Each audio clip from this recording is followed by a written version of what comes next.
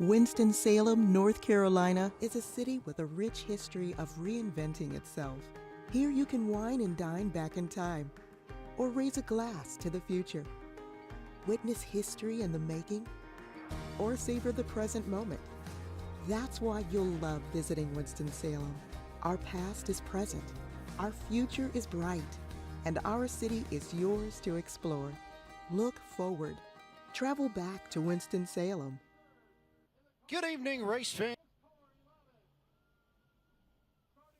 We are back at Bowman Gray Stadium for week number 13 of racing here at the Madhouse, and boy, oh boy, we got it now.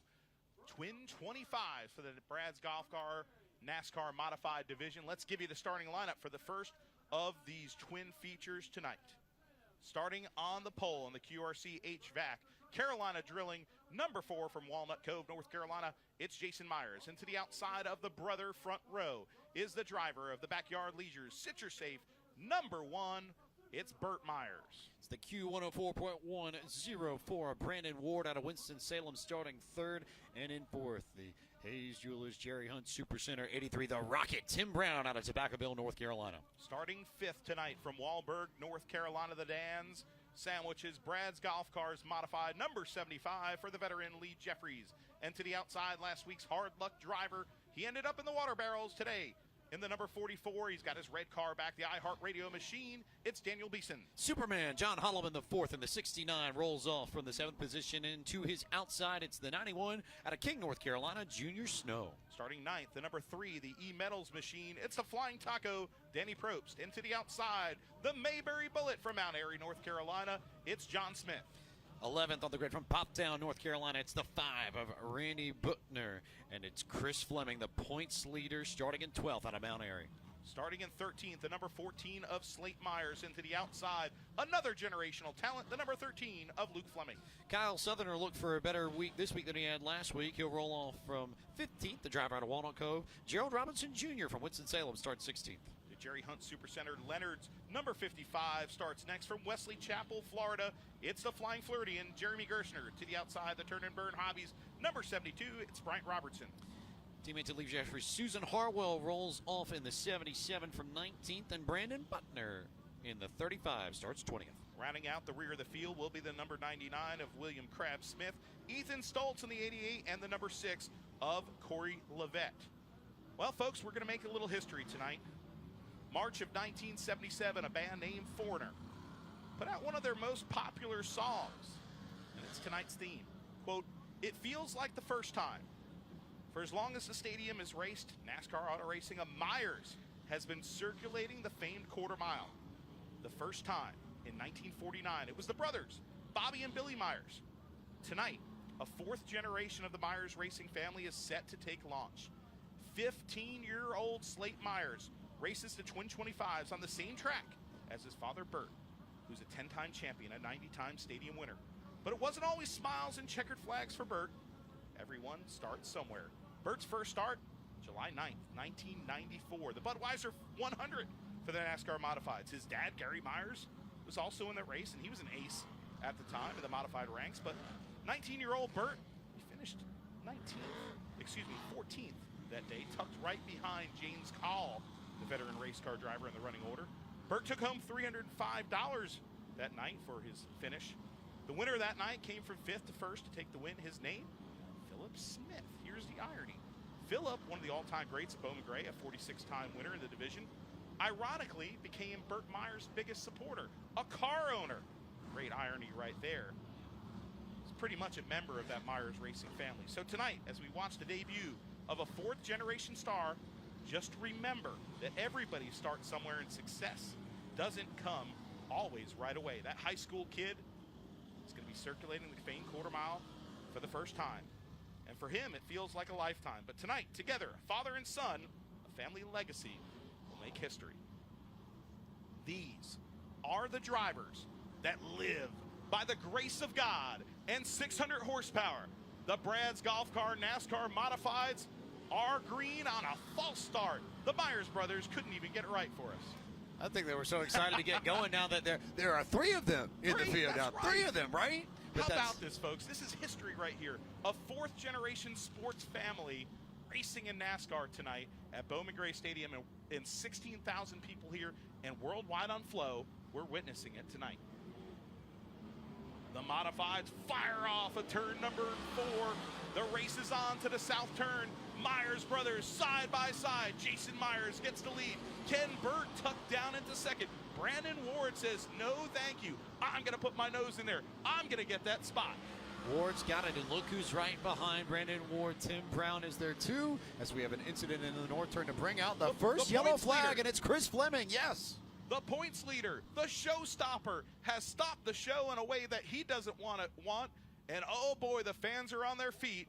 This is going to change everything. You can see on our camera there that the right front towed out there. So there is damage to that wheel. It looks like the left front too. The left front too, yeah. This 125 is done, I think. Let's look at the replay here from our speed camera in the north turn. Oh, huge contact for your points leader in the wall. That is the plot thickens right away here at Bowman Gray Stadium. He was only up at 5 points in the points lead over Tim Brown, and 14 points over the Q104.1 machine of Brandon Ward. So your points leader, lap 1, is stuffed in the wall in the north turn. Hopefully we can see that replay again. I could not tell initially whether or not Chris got help into the fence. He certainly was wide in the corner. So we'll have to take a look and see whether or not that shot that we had will tell the tale. But big shakeup. And here's a look at the replay. We'll see it again. You look out the corner. It's really tough to tell from that camera angle.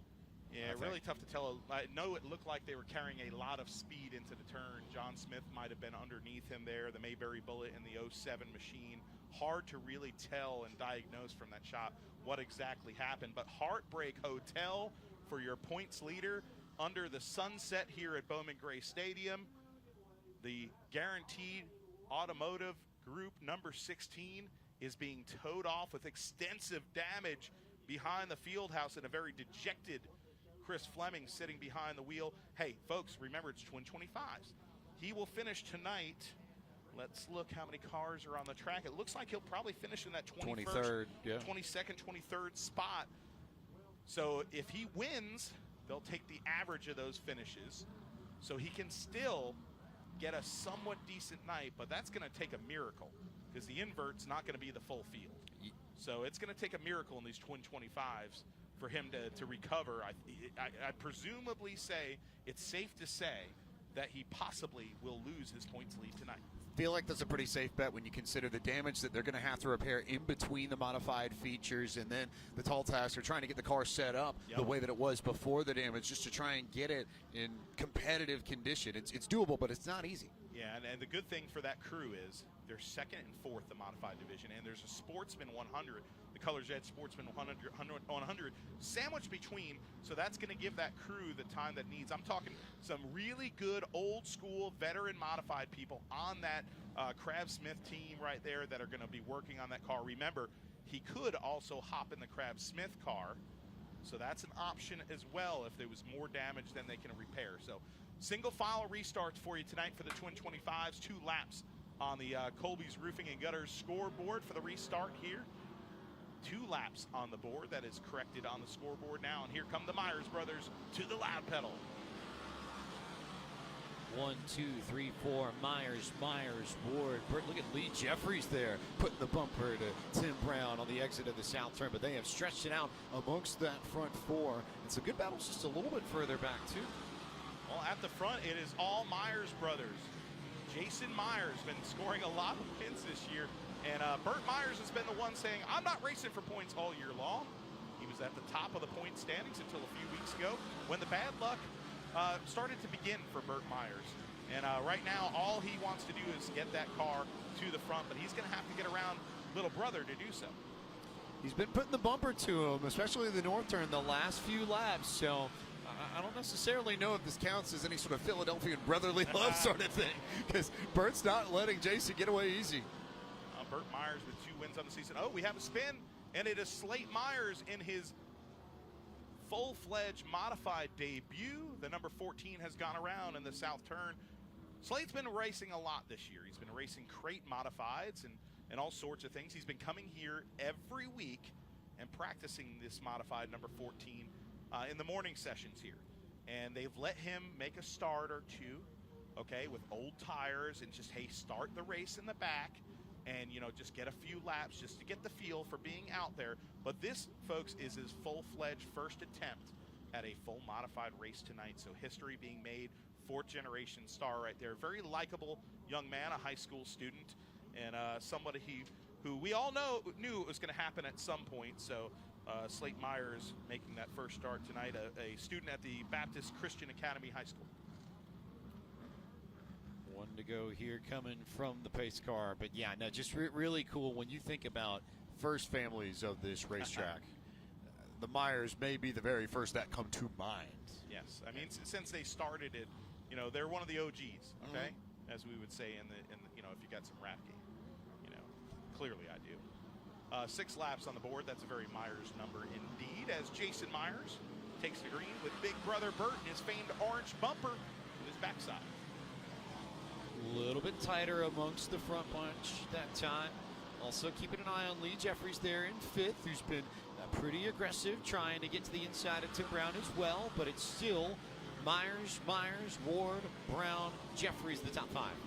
Daniel Beeson just behind that. So is the Snowman, Junior Snow, but everybody's looking up front, and the crowd is on their feet right now because Burt Myers with a little shot to the back bumper of little brother Jason Myers. I wouldn't be surprised if he lays the wood to him here to win this race. You know, they are brothers, and they all love each other. It's pretty much like the same team, the Myers Brothers Racing Team. You know, their father, Gary Myers, of course, here every week in the pit area. This is a family affair. Their entire family is sitting just below us in this press tower as well. So I have to ask, are the rules a little bit different? Because we know the short track bumping rule. Once I'm here, 2 times your last warning, 3 times I'm moving you. I think you get an extra if you're brother. Okay, I was about to ask. That was where I wasn't sure if the rules were a little bit different, just because, you know, they are related, right? So maybe you cut them a little bit of a break?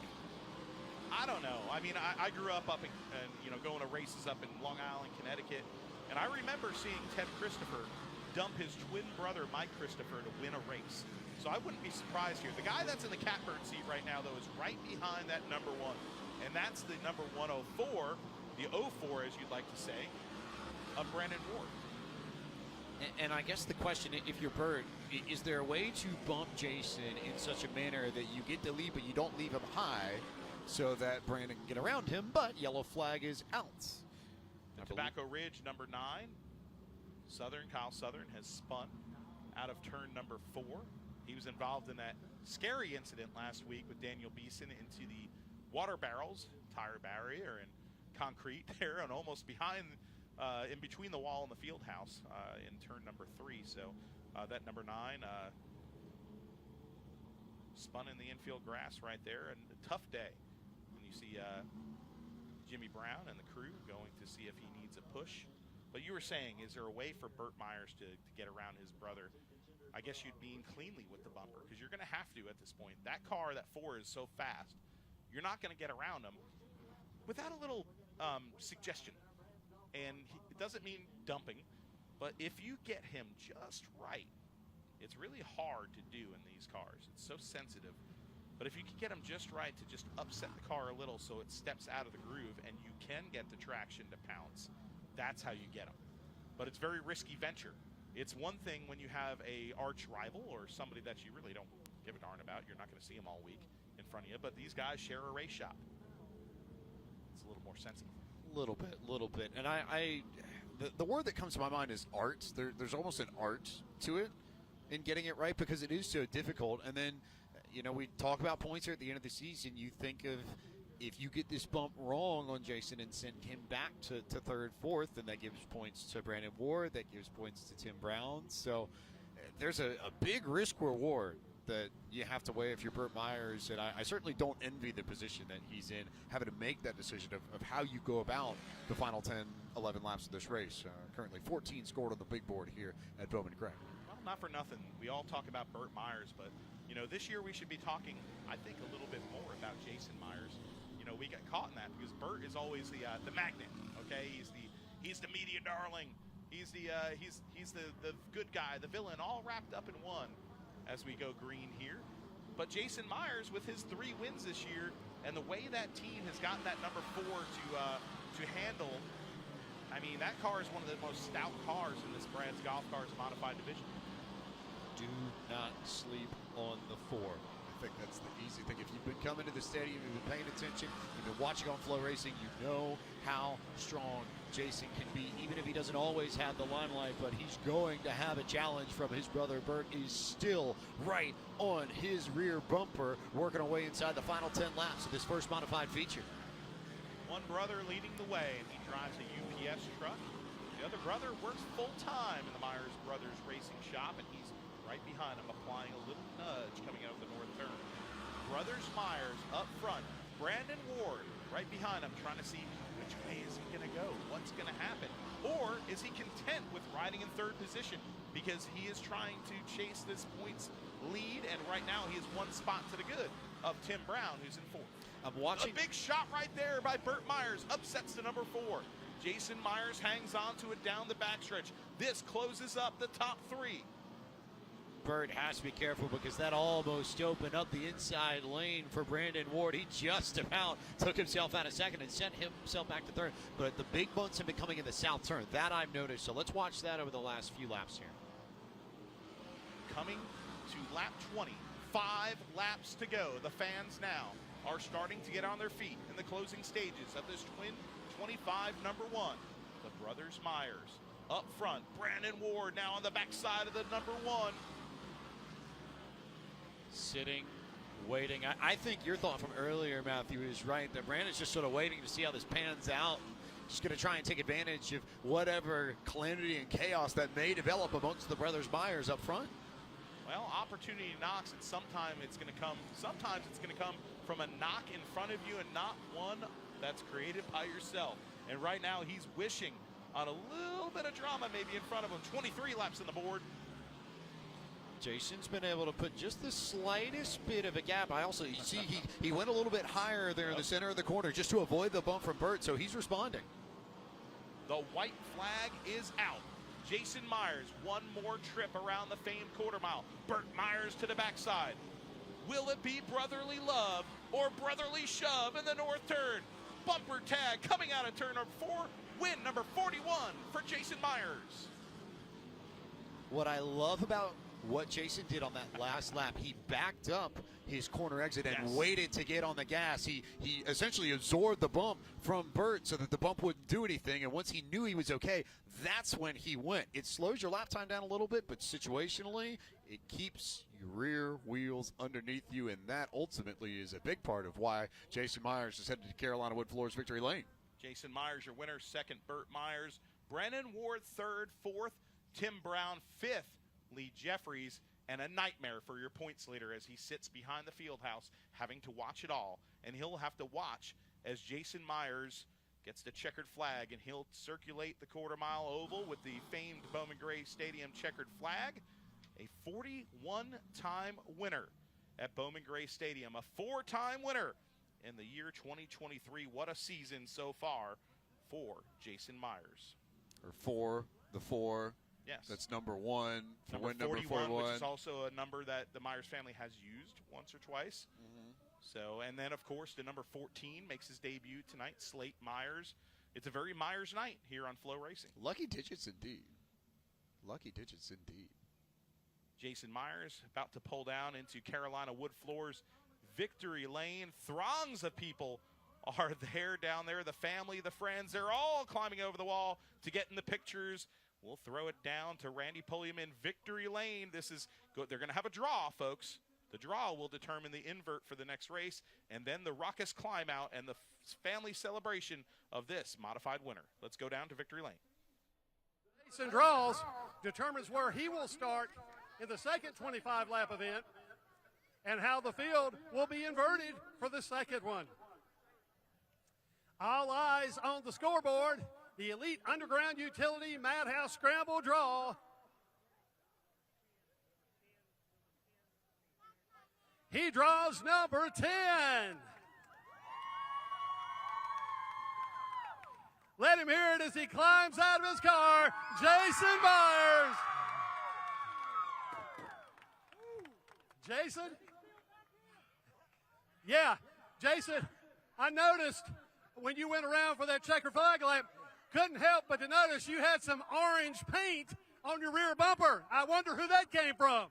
I think he marked me twice on each end every lap.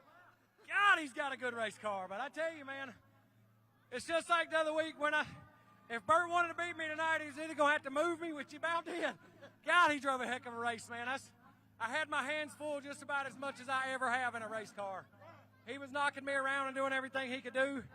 And I give it to qualifying. We had the whole shot. That's where we won the race tonight. And then we were just playing defense after that. But and my hat's off to all these guys. Like I said, Bert and all his guys, they had a rough week. But, boy, they got a good race car. But I want to thank my sponsors, Affordable Towing, QRC, John Dotson, NASCAR Institute. How about those motors on the front row qualifying? You better be back next week is all I got to say. But, yeah, those guys, man, they give me – All right. Big win for the Myers family. The 226th win for the Myers family as Jason Myers takes the win over Burt Myers. And Slate Myers makes his debut. A historic night so far, but we've got everything else coming up. Another modified race. We'll see if Chris Fleming can make it. And the Colors Edge Sportsman 100 is next on Flow Racing. Winston-Salem, North Carolina is a city with a rich history of reinventing itself. Here you can wine and dine back in time, or raise a glass to the future. Witness history in the making, or savor the present moment. That's why you'll love visiting Winston-Salem. Our past is present, our future is bright, and our city is yours to explore. Look forward. Travel back to Winston-Salem.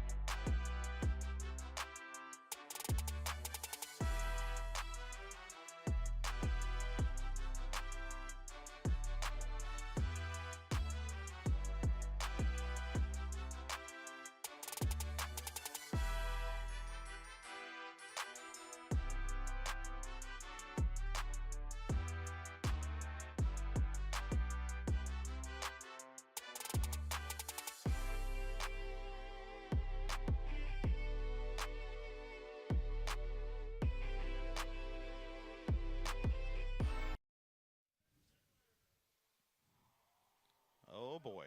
The plot has thickened all night. We've only had 2 races here, James Pike, and already big points ramifications for the modifieds. The first lap of the race, Chris Fleming in the wall, your points leader. So we have the second twin coming up. So you're going to want to stay tuned for that, folks. But what's up next? The Colors Edge 100, the big daddy for the Sportsman division.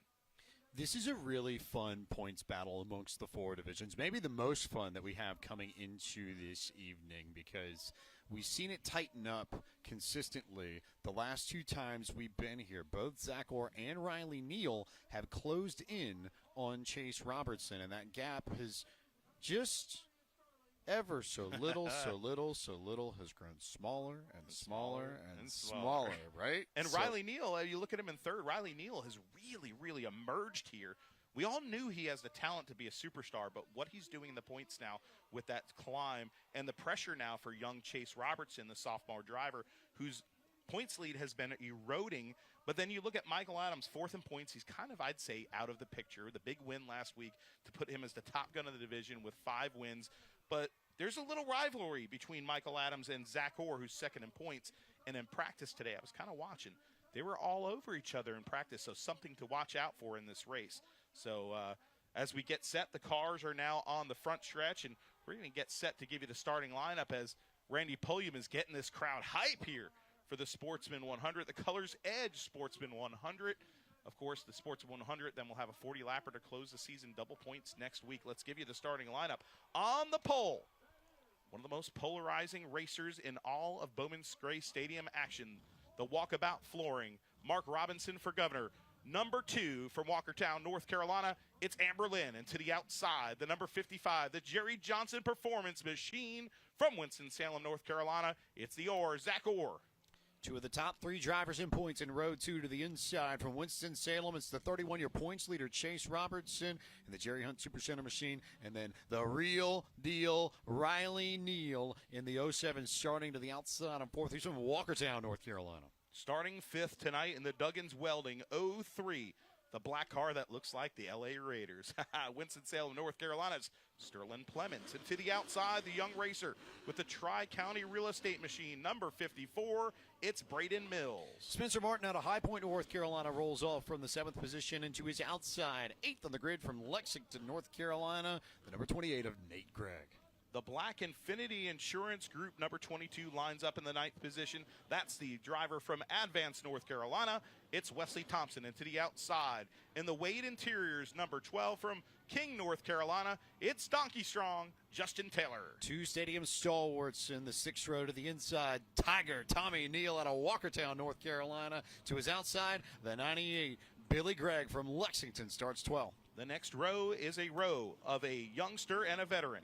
On the inside from Louisville, North Carolina, the Camnall Construction, number 7 for Connor Branch. And to the outside, the great veteran from Thomasville, North Carolina, in the Auto Supply of Thomasville, number 38, it's Mitch Gales. Austin Taylor from Winston-Salem, and the number 51 starts in 15th, and in 16th, that blue and black Carolina Cowboys PBR team machine. The number 15 out of Lexington, North Carolina, T. Dawson. Starting in 17th tonight, a kid that started out racing limited super modifieds at Oswego Speedway. The driver the sponsor wanted, number 24, it's A.J. Bernies, and on the outside, the number 88 of Chris Taylor. The 37 of Chris Massey will roll off from 19th. Michael Adams, 20th, and Nick Wall in the 1 rounds out the 21 car field. Deep starting spot for Michael Adams in this race, but if there's anybody that we know has a car that can get up front, it's him. However, it was interesting. I talked to Riley Neal earlier today, and he said, you know, we're getting down towards the end of the season, and we know that Michael Adams and Zach Orr aren't exactly friends. So before I worry about them in the points battle, my primary focus is going to be on getting Chase Robertson. And he said, very specifically to me, said, I want the gap coming into next week to be 8 points. If I'm within 8 points exiting tonight, I feel like I have a shot, especially with double points next week. Yeah, it is interesting. It's interesting for those 2 young race car drivers to have some different perspectives, but also to realize the rivalries that can play a part. If you've been on Facebook, you might have seen the video between Zach Orr and Michael Adams. The taunting with the trophy after the night that they got together was something that was, well, let's just say controversial and classic. Here we go. Getting set. The crowd is on their feet. The Sportsman cars, a great tradition, started here at Bowman Gray Stadium, set to take the green for the Colors Edge 100. Slowly around the north turn. Green flag is out.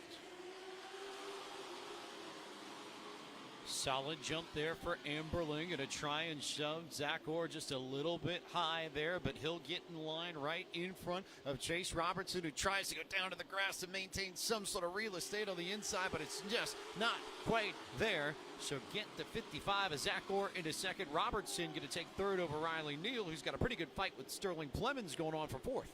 Riley Neal got caught up on the outside there, and boy, oh boy, he went backwards 2 spots. That's great for Chase Robertson, that 31, but the 07 now having to settle in This is a 100-lapper. He's got a lot of time, but he got caught on that outside, and that wasn't fun for that driver, the 07. Not an ideal start, but again, you've got time. This is one of the longest races of the season for the McDowell Heating and Air Sportsman Division at Bowman Gray. This is a race where you have to start planning ahead to make sure you're there at the end when they pay points, when it matters, especially how close we are to the end of the season. You've got to be able to make sure you're in good position to get points and to give yourself a shot at victory. It doesn't matter necessarily now if you fall that far back.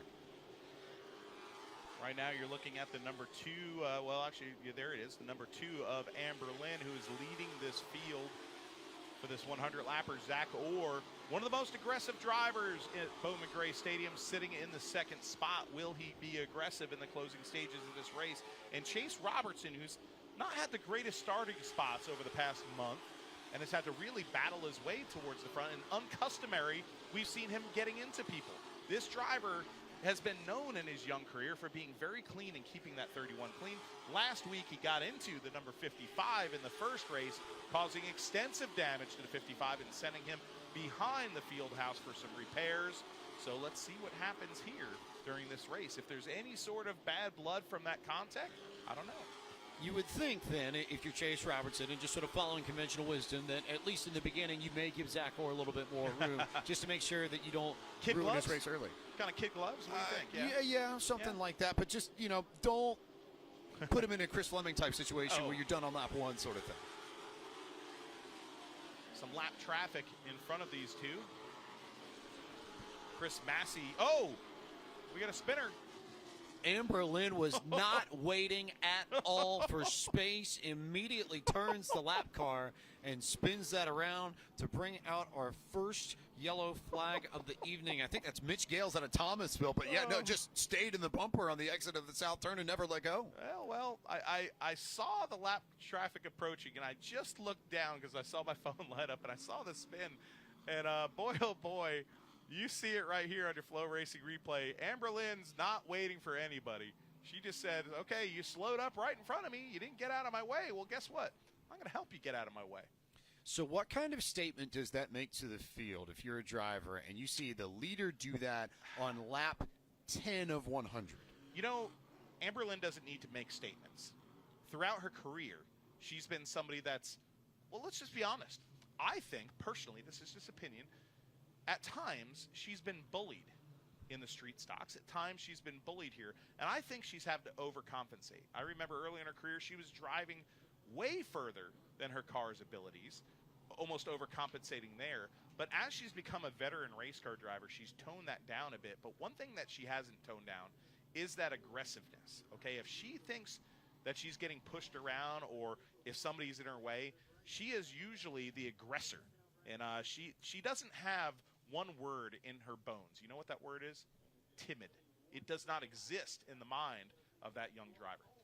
So if anything, maybe this underscores something along the lines of, I shall not be moved and I will not just let you pass. And if you're going to race me, you're going to have to beat me, sort of thing, I would say. Yeah, and she's not the type of person that's going to lay over for anybody. Mm-hmm. Okay, and we've seen that throughout her career here. We've seen her destroy her race car that her and her father and her crew build at their shop, okay? And we've seen her destroy that race car to send a message to somebody who she feels kind of took advantage of her on the racetrack.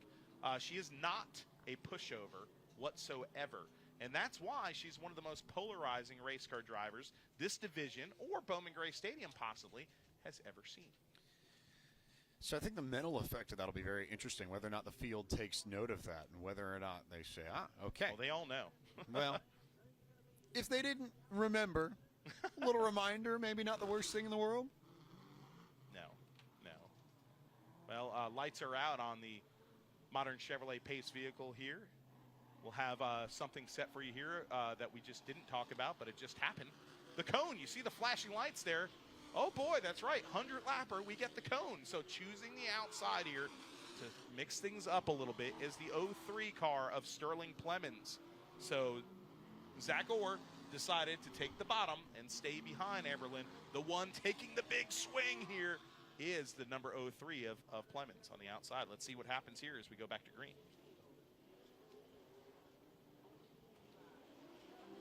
Green Flag is back out. Double file, make you smile. Amber Lynn kind of moves her car a little to the outside there to get the nice angle going to turn. Clemens is able to settle down nicely into second. A gaggle of cars behind your third place runner, Zach Orr. Clemens, I think, was looking to get down to the inside. He cut down immediately back there in turn one. Meanwhile, big battles further back. And I was surprised to see Riley Neal not go to the outside on that restart, because now he's buried in all this traffic with Tommy Neal, with Chase Robertson, with a whole bunch of people. You figure he goes to the outside, maybe you have a little bit better track position, but we'll see that as there's trouble just behind. Billy Gregg has spun his number 98 into the infield grass, bringing out your caution call 811 before you dig. Yellow flag. Gregg now rejoining the field towards the rear of the field. That will bring out your caution flag number 2 of this 100 lap affair. And I love it because every time the caution comes out, you know what that means, Pike? We get another chance at the double file choose cone restart. I love it. And there are games that you can play with that, too. There's a lot of chess, and especially in a race this long. That, to me, is my favorite part about this whole thing. It's where do you put yourself now? Do you make decisions now that you wouldn't make later? And or do you make decisions now so that when we get to the end of this race, you have guys thinking that you're going to go maybe to the inside or the outside just based on what you've done, but you set it all up so that you can throw them off. It's, how far ahead do you want to think in that respect with regards to how you work your strategy and where you place yourselves in terms of track position to set yourself up for the end of the race? Because we only award points at the end when the checkered flag falls. Well, I think it's really simple, bud. I think it's kind of like, okay, if you listen to Cup spotters, I mean, I listen to Cup spotters all the time, Cup races and Xfinity races, truck races, because I think that's the most interesting part, in my personal opinion, of the Big 3 series in NASCAR, is listening to that communication strategy between the crew chiefs, strategy with the spotting, not just to say clear and this and that. It's coming to these restarts with choose cone. The spotter typically counts the cars that are taking the inside. So if you're counting the cars taking the inside and you know you're 7th, okay, and you hear 5 go to the inside, if you hop to the outside, you're P2, you're the second car on the outside. So these spotters here, the really good ones, right, for these sportsman drivers, are counting the cars that are taking the bottom. And that's the art of this right here. If you can swallow up maybe 2 spots, 3 spots, it's maybe more worth the gamble. If you're only going to gain a spot, why go to the outside and risk it? So you're almost saying any spotters here or anywhere that you have a choose cone, you maybe can learn a thing just by listening to spotters on Sundays and take a little bit of that national mentality and bring it to the NASCAR Advanced Auto Parts Weekly Series racing we have here. I mean, the bottom line is anything you do in life, whether we're sitting up here in a booth announcing, right? Anything you could do to study and make yourself better is going to add to the broadcast or add to your craft. I was a fan sitting in the stands, not here as a child, but at Stafford Motor Speedway, Islip Speedway, Riverhead Raceway, Riverside Park, Thompson, you name it. And I studied things because I'm very observant. I'm a nerd. But anyway, let's not talk about me. Let's talk about this choose cone right now. Amber Lynn, of course, going to choose the bottom. Clemens chooses the inside. Wow, Zach Orr goes to the inside, too. She doesn't want the outside. And from 4th goes your points leader, the 31, taking the big swing from 4th to 2nd. And lining up on the outside of Amber Lynn is the number 31, your points leader. Wow. That worked out really well for Chase Robertson. I was keeping an eye on Orr and Neal. I'm surprised Orr didn't go to the outside there. A little bit, but I almost he goes from wonder, 3rd to 5th. I almost wonder if Robertson going to the outside forced his hand, and probably Riley's too. What's the advantage of going up top if you're going to be stuck behind people, right? And right now, you don't know what's going to happen on this restart. We saw the 2 swing a little wide there in our entry into 1. Let's see what happens here as we take the green. 2 of the Titans of the Sportsman. Drag race to the south turn. Big drive there for Amber Lynn to try and clear Chase Robertson. There's Sterling Clemens to the inside, looking for that nose underneath to keep Robertson at bay, and trouble a little bit further back in the north turn.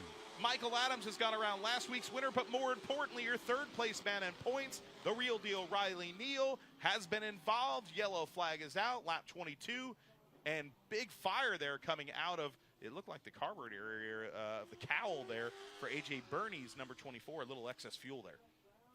But big issue right there. You see the flame again. He's trying to get that thing refired. But the real deal Riley Neal lined up in that restart, I think about 6th or 7th, and now he's got to go to the rear.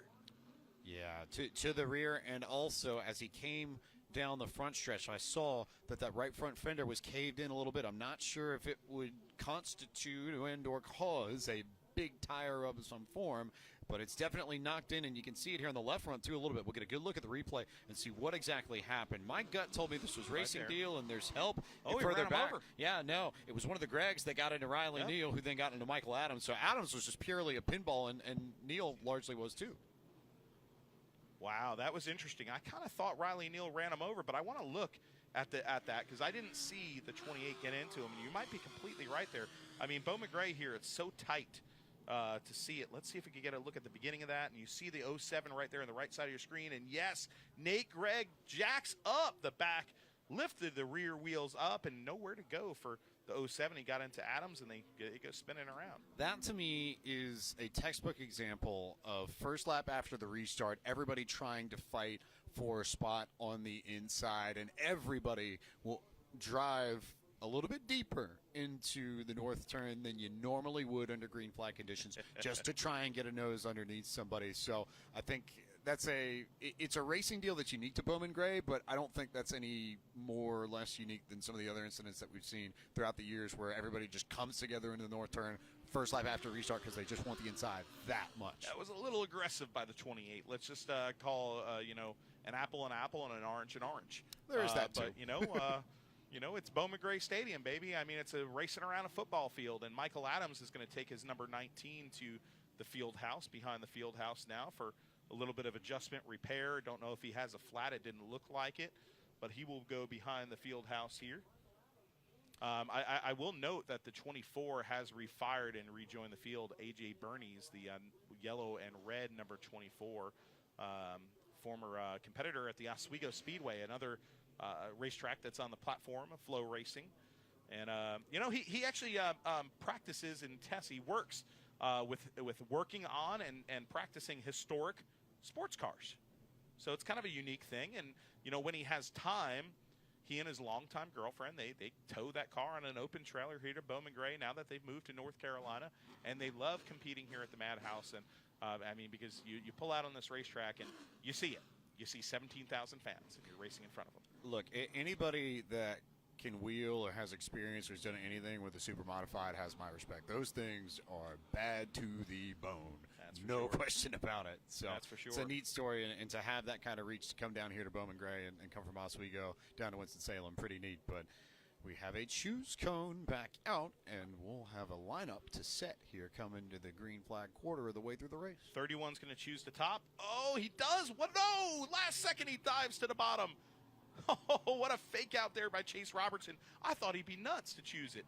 Once again, Zach Orr to the inside. This time the big swing comes from Tommy Neal, who will come from the 6th position, and he'll line up on the outside, second back on the outside. I have a feeling that Zach Orr's not exactly torn up or sad, shall we say, about Michael Adams having to go back to the pits to get that car worked on. Just a passing thought there before we go green flag racing once again. Well, still only have 26 laps on the board. So with these double file choose cone restarts, guys that are at the back of this field have a chance to try to make up as many spots as they can, and they have that opportunity. Once again, green flag is out, lap 26. Amber Lynn races into the south turn, and she has the lead. Sterling Plemons will try to get to the bottom, but Chase Robertson says, I don't want to give you the spot. Sterling Plemons got a fabulous run here. Look a little bit further back on your screen. You see Zach Orr trying to work around one of the Gregg machines. You've got Spencer Martin right in the mix there. Tons of battling just behind the top 4 who have started to string out single file. Well, Zach Orr right there is going to follow Spencer Martin into that turn. Spencer Martin and the 28 had a big blow up weeks ago that led to some suspensions and some ruffled feathers, a deferred suspension, an appeal.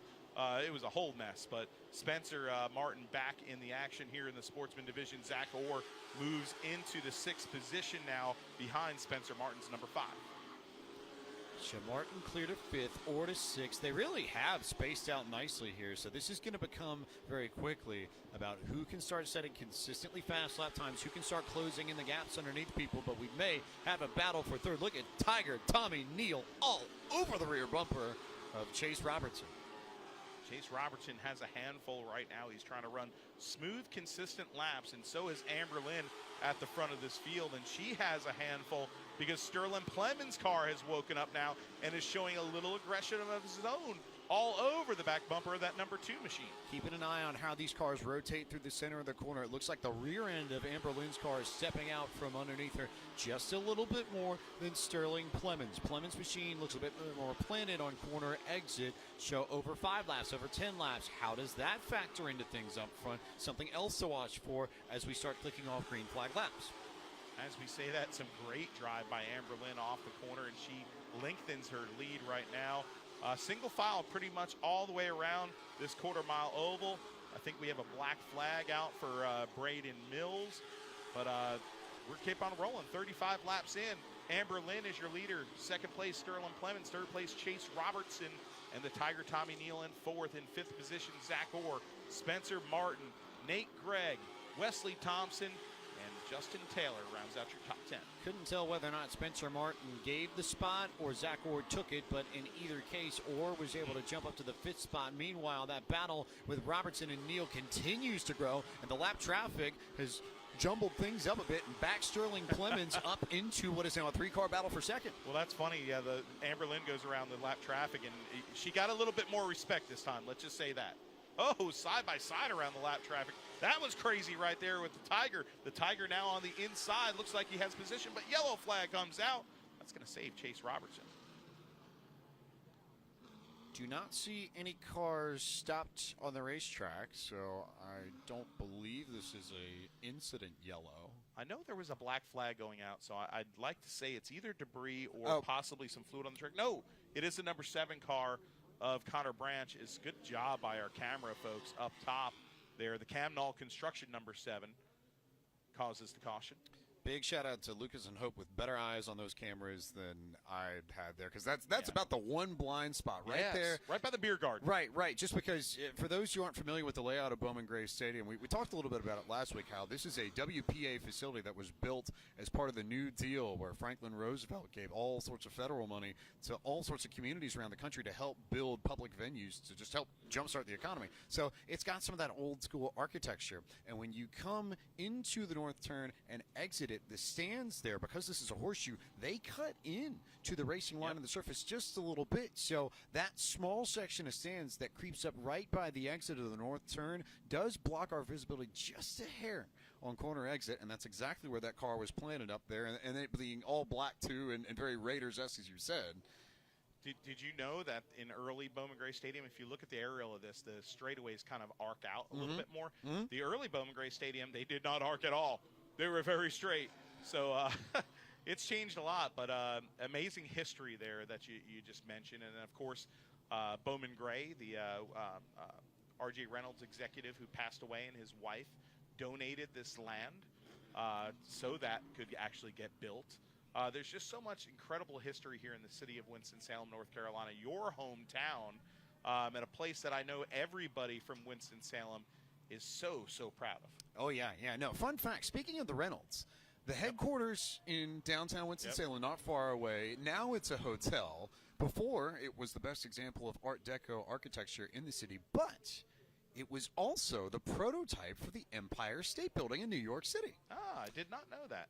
What, something that Matthew Dillner doesn't know about Winston-Salem? This one at a podcast, right? I'm a racing history dork. I'm not as much of a Winston-Salem history guru as somebody like yourself. It's my place. Grew up here. I grew up in Long Island, New York, and I've been down here now coming to Bowman Gray for 20-something years.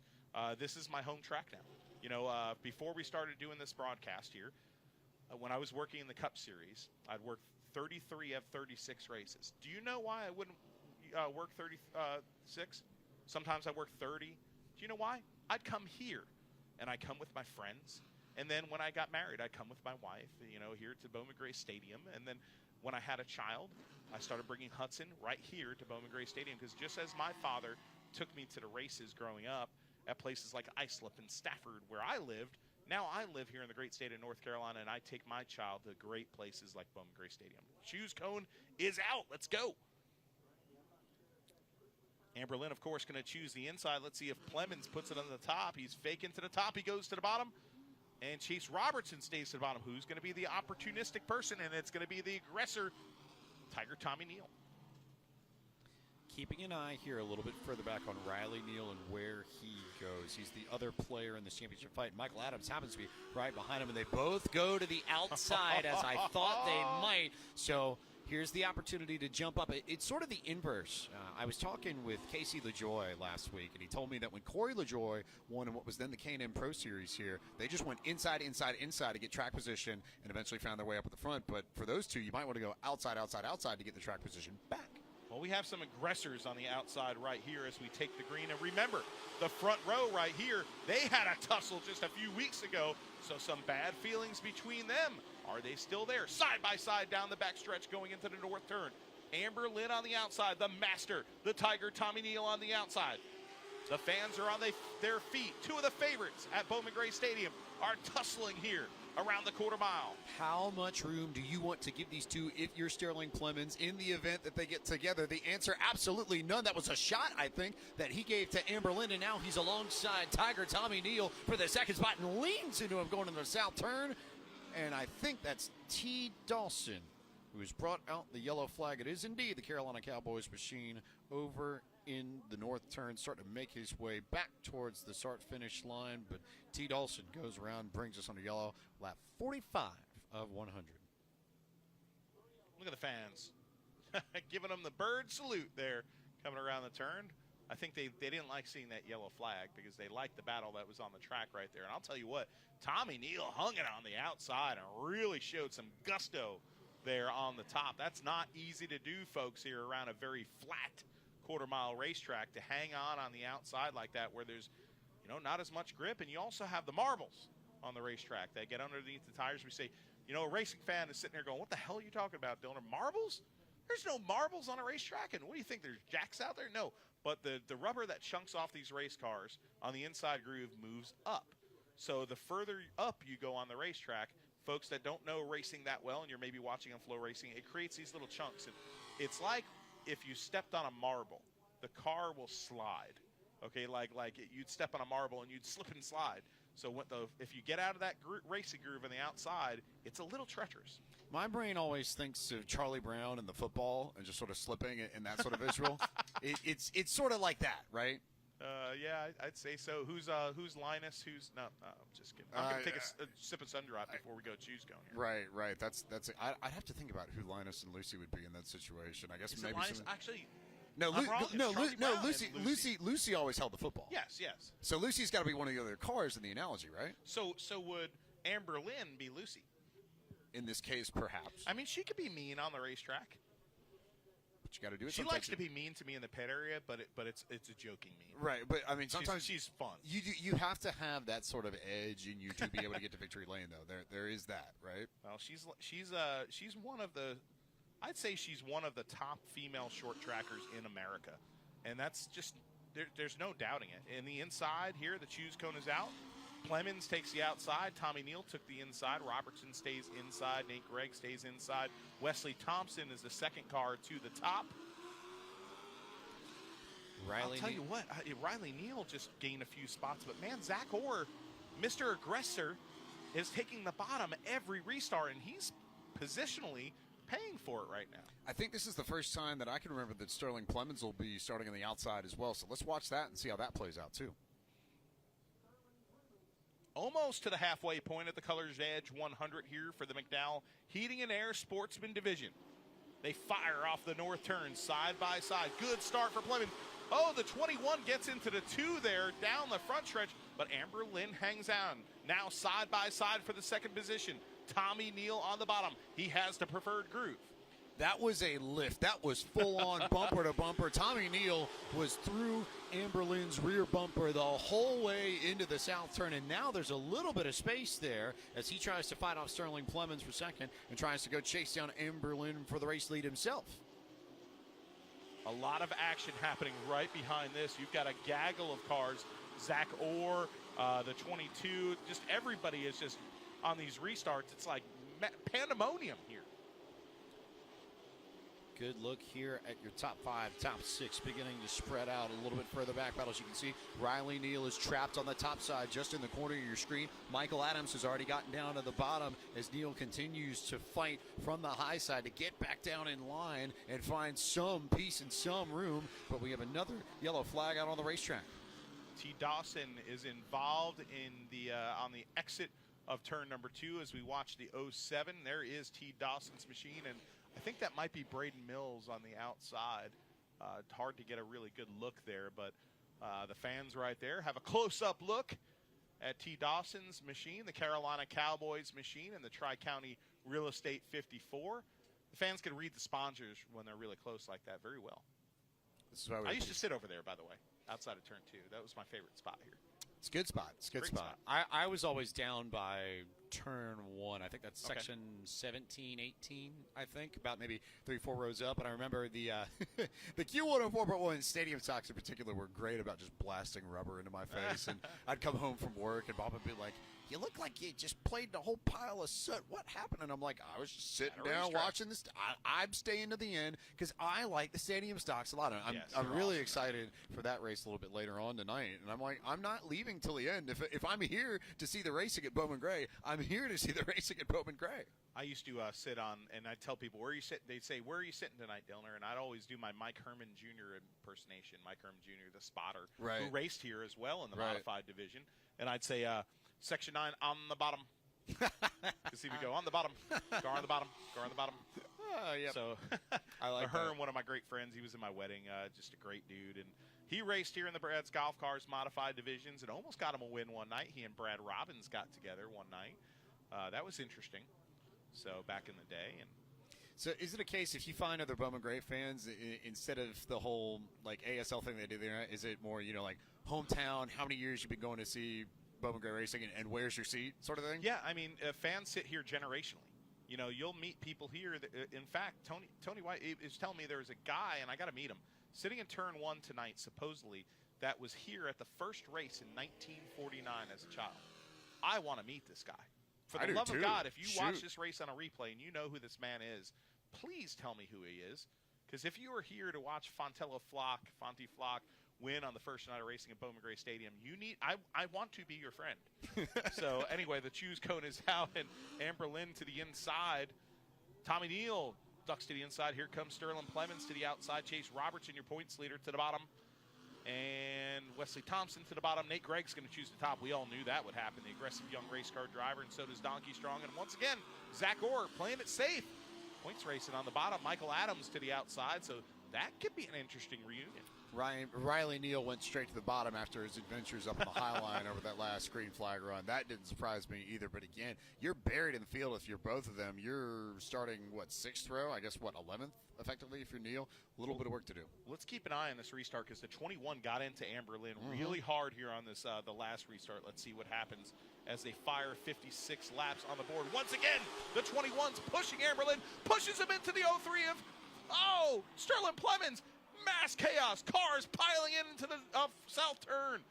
Big wreck here at Bowman Gray Stadium. Everybody's involved. The fans are on their feet. And all started with a shove. My first thought looking through this is that Riley Neal and Michael Adams were able to get out of it. I saw them sort of sneak through the back as everybody else piled into the wall there in the south turn. Here is the replay. Let's take a look. As we fire, we saw the 21 get into the backside of the number 2 of Amber Lynn, lifts up her rear wheels right there. She has nowhere to go, and she hits into Sterling Plemons, who spins around, and then they just pile in behind. She had no control of the car at that point. The rear wheels were lifted off the ground. Right? So and she's sitting there right now in a heap. Massive damage to your race leader, and her night looks to be done in this Colors Edge Sportsman 100. Look at that car right there, and there's Tommy Neal, the Tiger, climbing out of his car. The 21, and he slams Amber Lynn's car. He's beating it. He looks like King Kong, crushing her fenders. Not happy as the driver of the number 21. The fans are going mad at the Madhouse. Be curious to see if there's anything else that follows after that, if Amber Lynn's going to respond in some sort of way. But no doubt Tommy Neal was very, birds. Okay. Birds. Oh, he's looking into the rear view, the rear window there, maybe coaxing her to get out. I think he wouldn't mind an opportunity to say a few more words directly at this point. He could walk over to the window net if he cared to. Oh, look at this right here.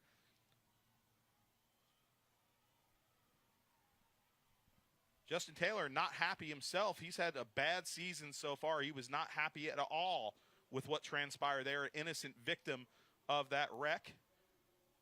And there is Austin, his brother. Is he doing rock, paper, scissors?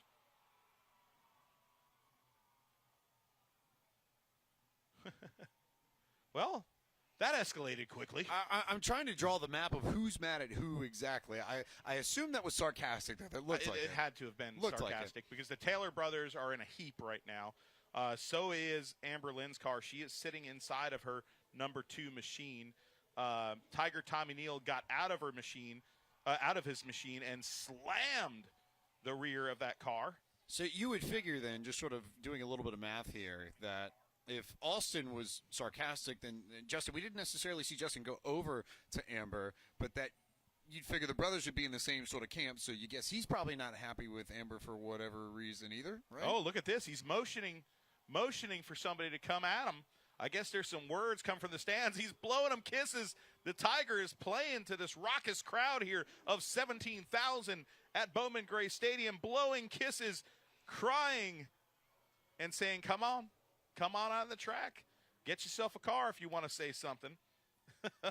Tommy Neal, one of the great characters, one of the great veterans, and one of the best racers of all time at Bowman Gray Stadium. Whether you love him or hate him, it's undisputed. I think of the great bowler Pete Weber, what he said when he retired. I forget if it was earlier this year or last year, but it was, whether or not you hated me or you loved me, you still watched. And that, I think, is a characteristic shared by a lot of the most popular drivers. Oh, she's pulling off. Oh, boy. Listen to the crowd. The crowd is going nuts. They're going bananas around Bowman Gray because just when you thought the night was over for Amber Lynn, her car has emerged and I think is going to be able to compete again. I don't think she got the worst damage. Meanwhile, yeah, we've got watch. I think is that Austin walking back towards where Amber Lynn is, going back towards turn 4, maybe. Here we go. All right, let's There's watch Austin this. Jones, the young race car driver, the youngest of the. Oh, and guess what? Tiger Tommy Neal has also pulled away from the wreckage. So maybe Tiger Tommy Neal prematurely got out of a car. He's looking at the damage. I don't think that was sarcasm before. He's looking at the damage and checking it out for Amber Lynn. They are parked next to each other in sportsman land down there in the pits. Let's take a quick break here because I think it's about time we do that. We're going to catch our breath, and then we're going to come back because the gloves have come off, and we still have a handful of laps to go, 30, 40 laps, something like that. Oh, my gosh. This has just been absolute pandemonium here. The crowd is going nuts. Everybody's going crazy. Let's take a quick break, and we'll be back with the rest of the Sportsman 100. Winston-Salem, North Carolina is a city with a rich history of reinventing itself. Here you can wine and dine back in time, or raise a glass to the future. Witness history in the making, or savor the present moment. That's why you'll love visiting Winston-Salem. Our past is present, our future is bright, and our city is yours to explore. Look forward. Travel back to Winston-Salem.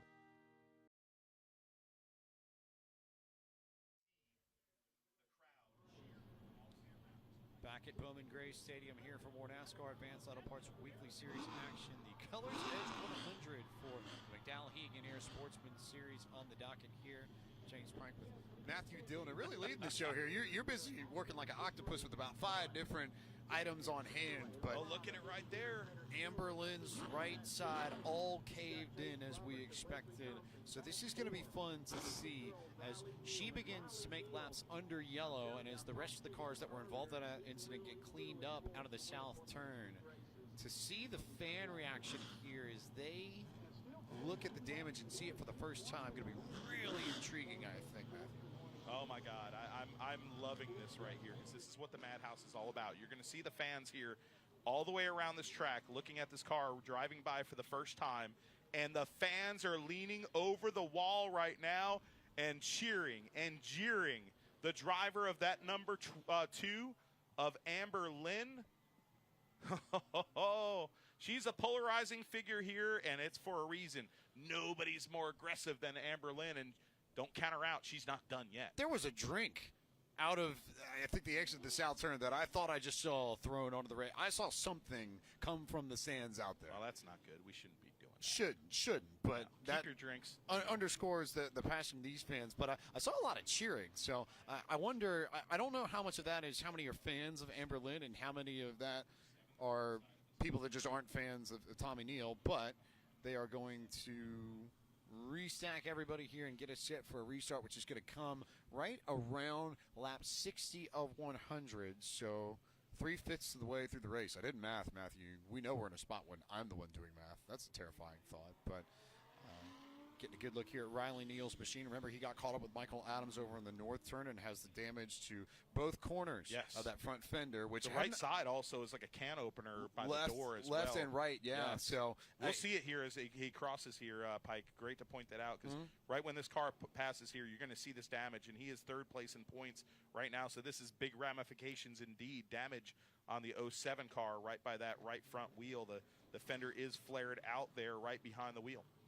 It kind of reminds me of when you squeeze a toothpaste tube and it sort of shrinks up and tightens up right before it flattens out, sort of thing. It almost looks like the front end of that car is sort of caved in, and then it sort of flanges out as you get further back on that machine. And I'll be curious to see what the damage on that right side in particular with the fender that's sort of popping out over by the door, whether or not that extra drag hurts him a little bit down the straights.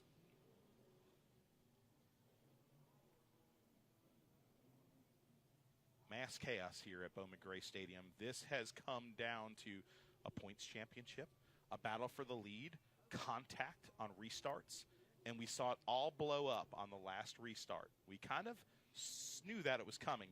And then watch this. Tommy Neal climbs out of his car and goes full King Kong on the backside of Amber Lynn's machine. He was not happy.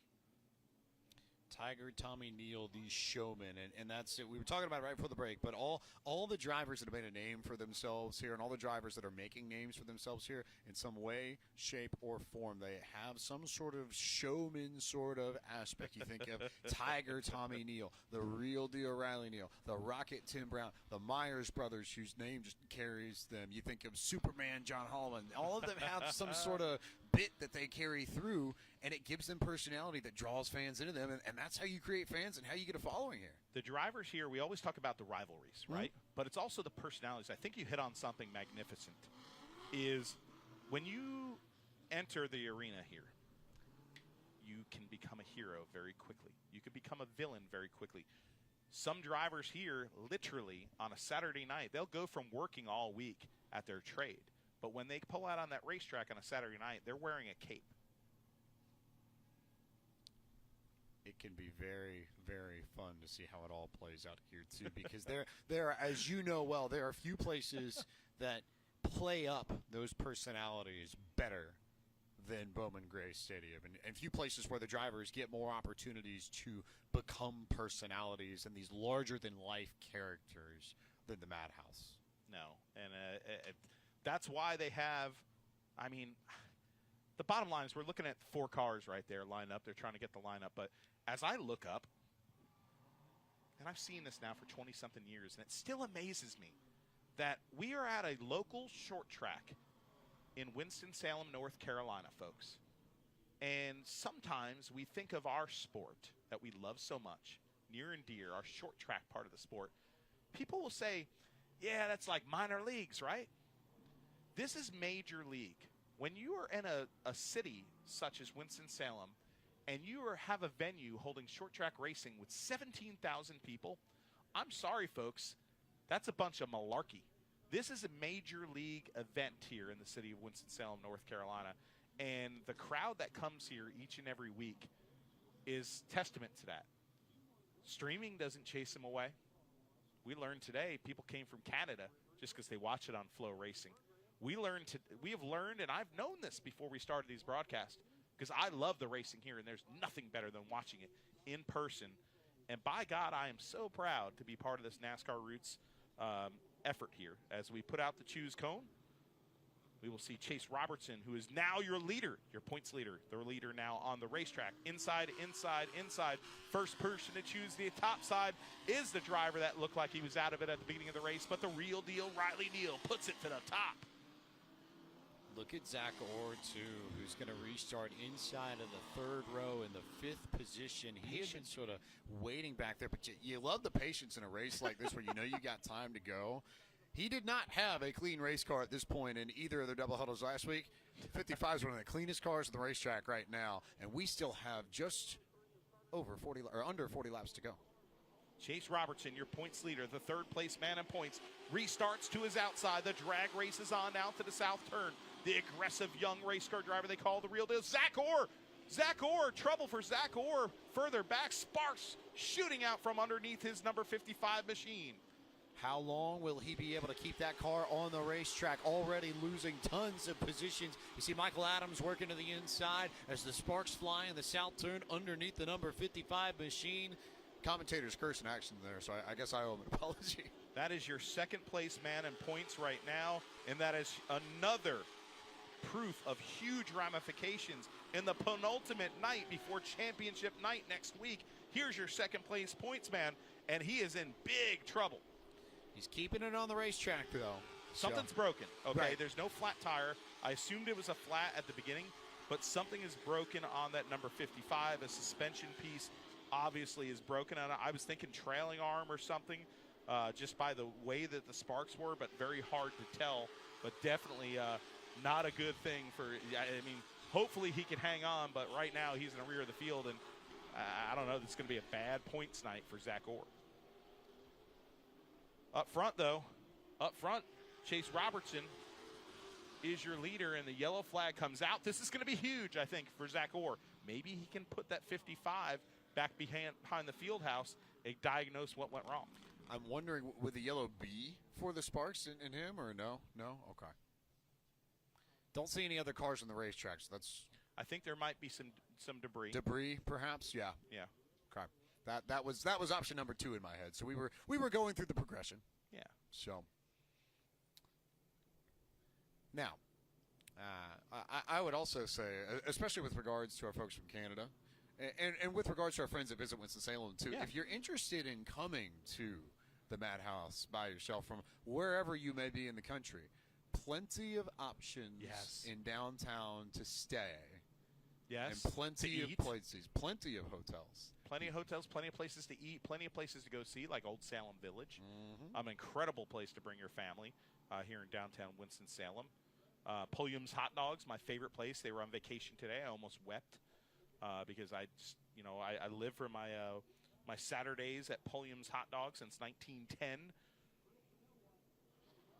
Chase Robertson, the choose cone is out. He chooses the inside. The real deal, Riley Neal, goes to the top once again.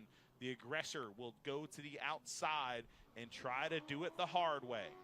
Wesley Thompson to the inside of the second row. On the outside of the second row will be Sterling Clemens. Amber Lynn now creeps back into the picture. She's the third car on the outside. Don't count her out.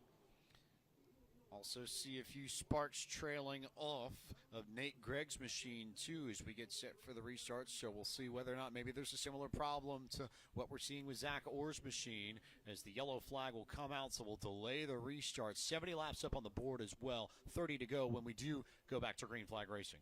Yeah, that was a great yellow flag. Great job by this track crew led by Jimmy Brown and the people up top in the tower here calling that caution to come out last minute for a chunk of debris. That was just on the exit of turn number 4. Great job by the spotters up here to make sure to keep everybody safe and keep from maybe a flat tire and to hurt somebody's night. But lights are out on Jimmy Apsher's vehicle. He's got the best view in the house right now until he dips in at about the 30-yard line of the football field and sets the sportsman cars loose with your guy on the point right now, your points leader, Chase Robertson, with the real deal, Riley Neal, third place points man on the top. Riley Neal fires first. And they're not going to like that one. They're calling it back. A little bit too good of a jump. He tried. I mean, he tried He to time tried. out where No. that's a very good risk to take. No, that's Because if Chase had fired right when he did, he would have had the advantage there. Right. That was a very smart move by a very young race car driver. Now Chase Robertson fires first in the box. Trouble for Riley Neal. He gets into it a little bit with Wesley Thompson. Not a good start for him. Look at some of the characters that have decided to jump up. Nope, yellow flag again.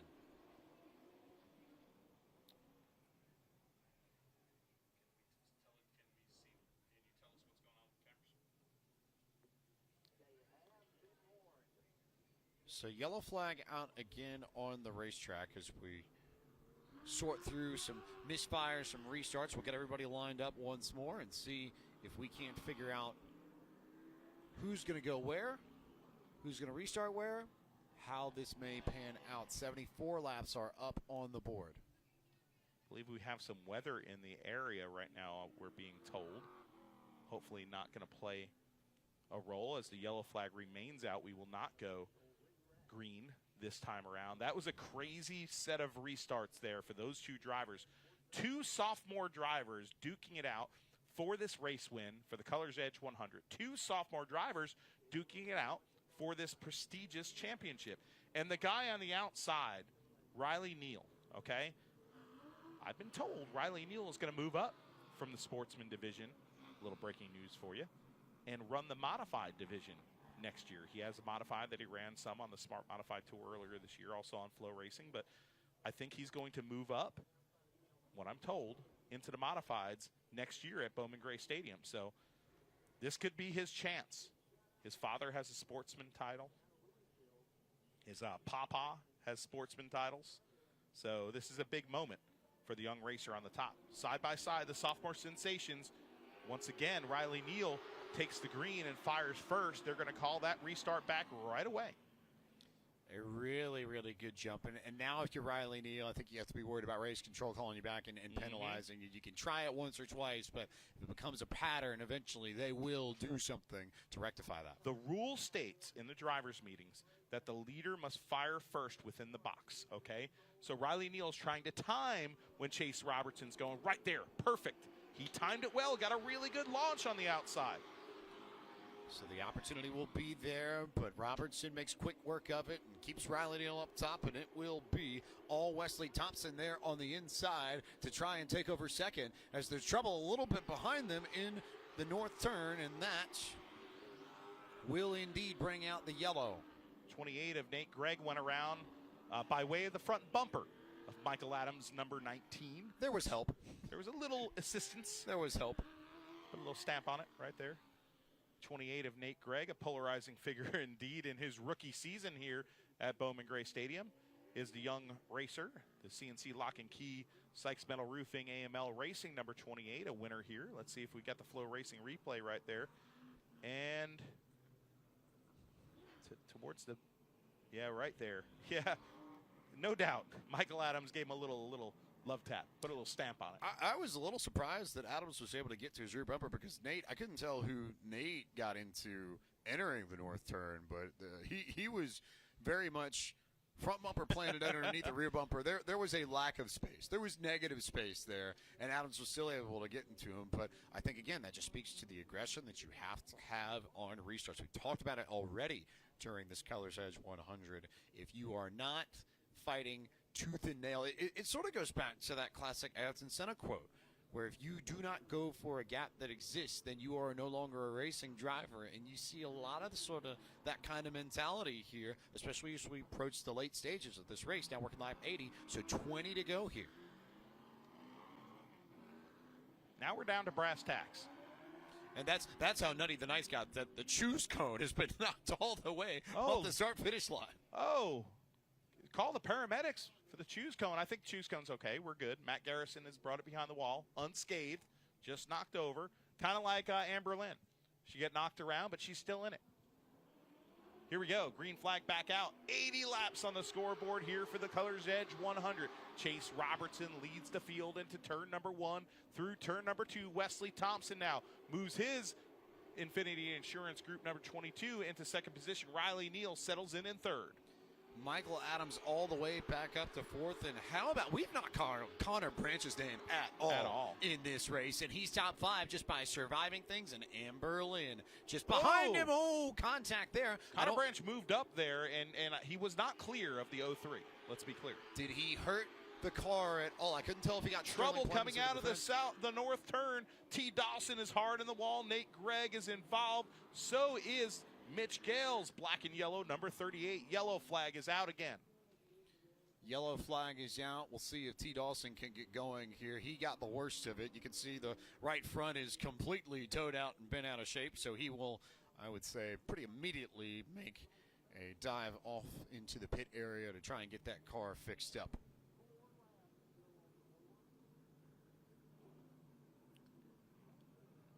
Honestly, a little surprised that he's able to drive away with the amount of damage in the front end. Just when I saw that play out, I thought we were almost certainly going to need to get some help from our great track crew here at Bowman Gray to get that cleaned up. But it looks like every car that was involved has been able to drive away from the spot of the incident at the exit of the north turn. So barring any debris sitting over there, looks like track crews grabbed a few pieces, but looks like we should be able to get to a restart pretty quickly, working our way towards 15 laps to go. Well, there's been a lot of carnage. There's been a lot of attrition so far in this race. The cone is not coming out yet. I believe next time by we will see the cone. Right now, this has got to feel like the longest race ever for a driver like Chase Robertson. Your points leader. He's just trying to escape tonight, maintaining that points lead. Because, you know, if he can increase it by a little, that's going to be big. Okay? Big, big, big. Okay? Because next week, you think this is crazy, Flow Racing fans watching. Next week is the finale. But it's also double points in every division. So just when you think your points lead is completely safe, as we saw tonight, anything can happen. And that's why they call it the Madhouse. And that's going to be so much fun to watch. I'm You're jealous, right? No, 110% I am. No, that's going to be fabulous. Fabulous racing to close out the season here at Bowman Gray Stadium on Flow Racing. And here's yes. the cone. Let's see what happens here. The restart with 15 laps to go. Your points leader and leader of the race chooses the inside. Whoa, Wesley Thompson goes to the top. Amber Lynn is going topside as well. How about that? She'll move into the 4th position. Wesley Thompson, the big swing there. He's got Smex back on board on that 22. The first time he won a sportsman race, he had Smex on board that car. Good to see that company rejoining him on that car this week. And now he puts it to the top and will go side by side on this restart from the outside. Amber Lynn is still a player in this game as well. Green flag is back out for Chase Robertson, side by side. Very even down the front stretch they go. Robertson's going to get the advantage coming out of turn number 2. Riley Neal, the real deal, tries to muscle his way to the bottom. The 22 slams the door and keeps second place. Ever so slightly. It was not by a lot, but it was just enough. And you are loving this. If you are Chase Robertson, you have avoided all the chaos that has happened in the middle of the field tonight, and now you are stretching your lead out over Wesley Thompson up to maybe 2 or 3 car lengths, as Thompson still cannot get away from Riley Neal. Now single file much of the way around the field, but Sterling Plemons is now going to try to get around Michael Adams for the 5th position. I'd look out for the real deal Riley Neal right now. That car is on a mission. He's all over the 22 right now of Wesley Thompson. He has pace, but we now are coming to 10 laps to go. And the problem for the real deal is that Chase Robertson has stretched his lead out on Wesley Thompson. So even if Riley can make this pass quickly, he's going to have to run down about a 4 or 5 car length gap just to have a chance to fight for the win. Right now, you said he wanted to be within 8 points, okay?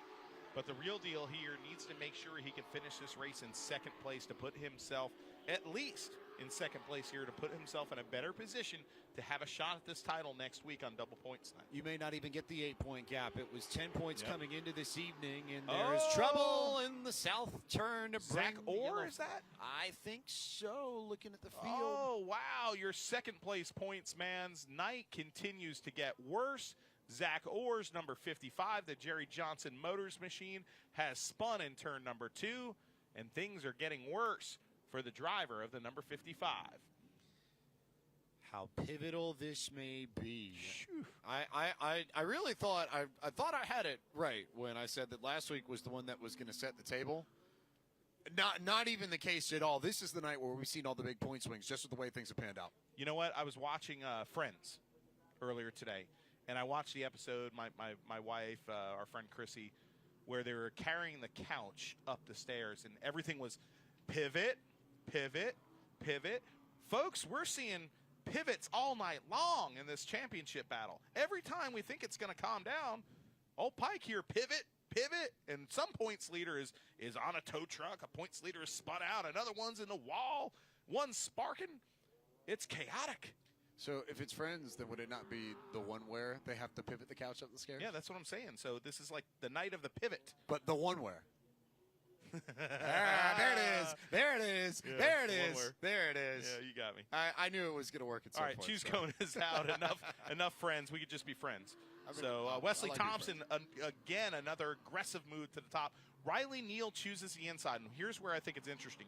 I think that young driver is going to learn from the last restart. He's going to need to try to fill the hole because the 31 has had great restarts every restart. So the 07's job is to fill that hole and not let the 22 get down. So that's going to be the battle to watch out for on this restart. You're going to have to send it firewall deep and then some if you are Riley Neal. Well, he's got 5 laps to do it here. Chase Robertson in the catbird seat as they take the green flag. 5 laps to go in the Colors Edge 100. Wesley Thompson may have the opportunity to close that gap, but look at that move on the outside. Yep, Riley Neal just did not get a good enough restart coming out of the north turn last time by, and that's all Wesley Thompson needed. A lockdown second. Riley Neal hangs onto it after contact with Sterling Plemons, almost gets put into the wall.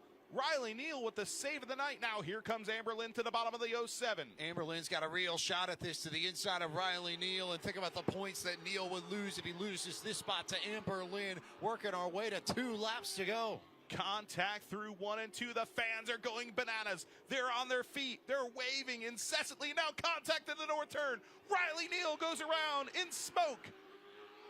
Yellow flag is out, and just when you didn't think we'd have any more twists and turns in this Colors Edge 100, here we are, and one of the championship contenders is now going to have to fight for just any sort of points after being in the top 5 for the last 25-ish laps of this race. Pivot. Pivot. We have our bit of the Here's night, the replay. clearly. Look at this right here. Amber Lynn gets in there. Riley Neal kind of comes down. Incidental contact that's just hard short track racing. Around goes the 07, and oh boy, he recovered from that early incident, worked his way back up into that 3rd position, and boy, it's not good. It's not good. At least there's attrition here, but the crowd's going nuts. The crowd, oh my gosh, the crowd is going insane around this place. Amber Lynn is rolling by. Amber Lynn, a villain to some, a hero to others here. I think the biggest thing right now, Riley Neal is, I believe, the 9th car? 8th car in line. But think about that point swing. If that holds to be in 3rd, to go back to 8th, to lose 5 positions worth of points, even if you have double points night next week, that is just wonderful news to hear if you're Chase Robertson, especially if he can go to victory lane, lock down what has been a solid performance for that 31 machine all night long, and get big points tonight to set yourself up for next weekend. We are going in overtime right now. 100 laps on the board. The fans have been going nuts. There you go. There's the salutes for their favorite driver, Amber Lynn, who now sits in 3rd position.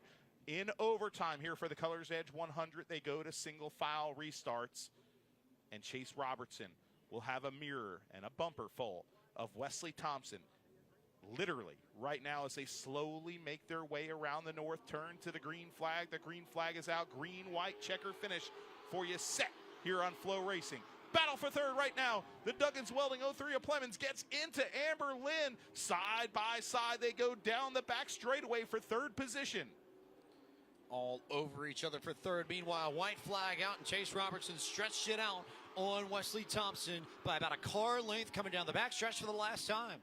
Chase Robertson, your points leader, now circulates for the last time, coming off of turn number 4. Chase Robertson, a timely and big win for that young sophomore driver. Massive, massive, massive, massive, massive win. I feel like a broken record with as much as I say it, but it feels like such a different performance compared to last week too, where he never really had great track position. He was trying to fight for points. I don't really feel like there was an opportunity for him to go out and try and take everything for the rest of the field. Tonight, he maintained track position. He nailed his restarts. He gets the win. He took that win from everybody else. We go back to what we said at the top of the show. If you're going to win a track title here at Bowman Gray, you cannot be conservative and play defense. You have to go out and get it. Chase Robertson went out and got this victory tonight with both hands and took it away from everybody else. Well, if you looked and studied this season, you saw the incredible poise by the driver of this number 31 right here, the head of the Wally Heads, let's just say. But this young man, a generational talent. The Robertson family is synonymous with short track racing, in particular here at Bowman Gray Stadium. And this young man has shown poise beyond his years at Bowman Gray Stadium this year. But that started to slip a little bit over the last few weeks. You've started to see some chinks in the armor of the driver, that number 31. Not tonight. The Jerry Hunt Supercenter East Coast Wings, Mike Herman Racing, number 31 is going to be in Bowman Gray Stadium victory lane for the 8th time in his career and the 5th time in 2023, a winner, Chase Robertson. Let's go down to victory lane, a raucous victory lane with Randy Pulliam. On the season for Chase,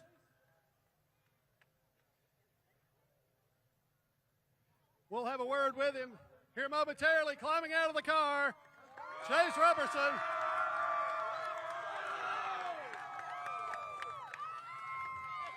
Getting a nice cold ice water bath.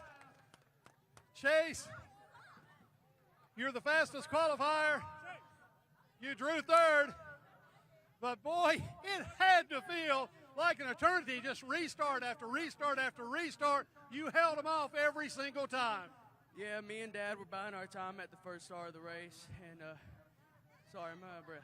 And luckily, I don't know what happened. I just saw all of them go that way, I went that way, and it turned out in our favor.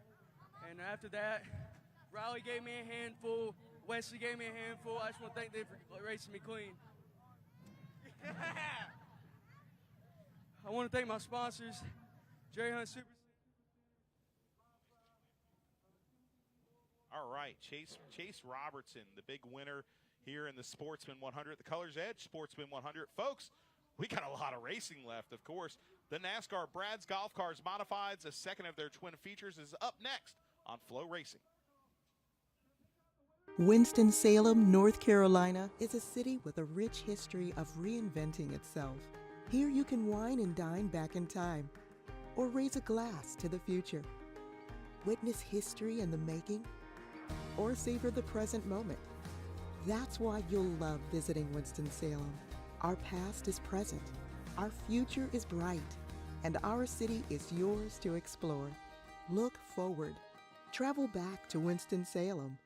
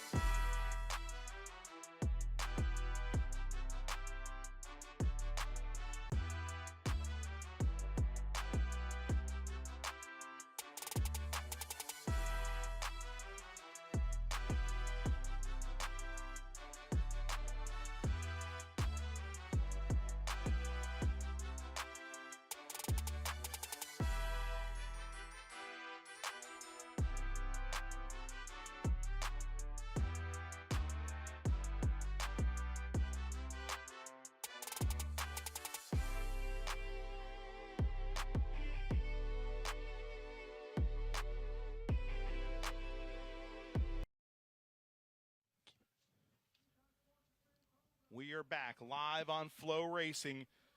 And boy, the modifieds have hit the track. But Chase Robertson, to recap, tying Michael Adams so far in the Top Gun award for the division with his 5th win, trying to get that award and trying to get his first Bowman Gray Stadium Track Championship. What's up next, buddy? Brad's Golf Cars Modifieds. That's it. That's a nice jingle.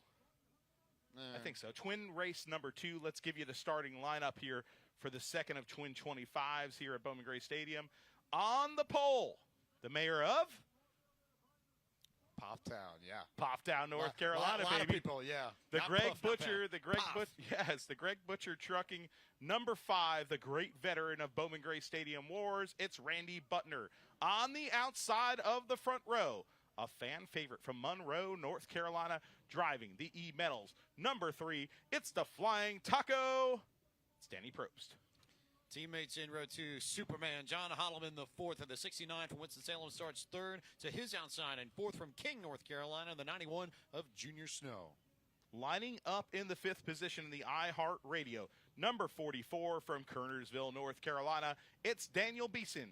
And to the outside in the Wahlberg Pizza and Grill, Brad's Sandwiches, Dan Sandwiches, wrong name, with Brad's Golf Carts, Dan Sandwiches, number 75, the great veteran, Lee Jeffries. One of the legends of this stadium starts 7th at the Jerry Hunt Super Center. Hayes Jewelers, number 83, the Rocket. Tim Brown out of Tobaccoville, North Carolina, starts 7th to his outside. The Q104.1 machine from Winston-Salem. It's Brandon Ward. Starting 9th, the ace, the driver of the number 1 from Walnut Cove, North Carolina, the Backyard Leisure Citrus Safe machine. It's Burt Myers. And to the outside, once again, a brother row. The race winner after a 10-position invert, the QRC HVAC, number 4 from Walnut Cove, North Carolina. It's Jason Myers. John Smith in the 07 out of Mount Airy rolls off from the 11th position. 12th, it's the 13 of Luke Fleming.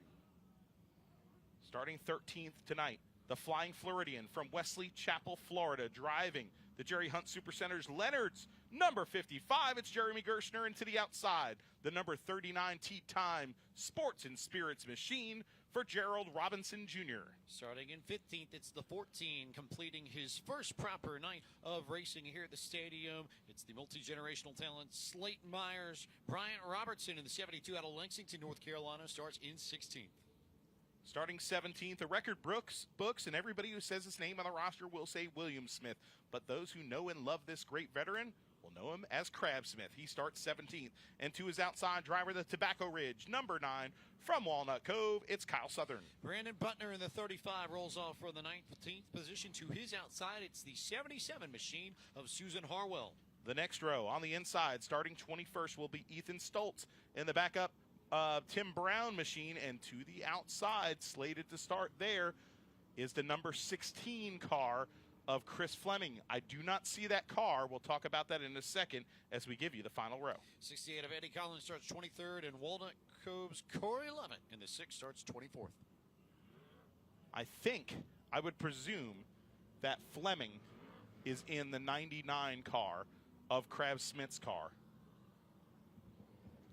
We will see whether or not we can get confirmation on that, but they are teammates, so that would make sense. And yes, I just got confirmation that Chris Fleming is indeed in Crab Smith's number 99, red number 99, starting towards the rear of the field.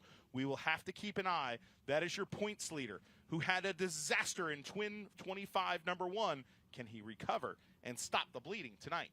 These are the drivers that live by the grace of God and 600 horsepower. Coming to you for Twin race number 2, false start, the Jinx. Couldn't tell whether or not that was Probst or Butner or somebody else.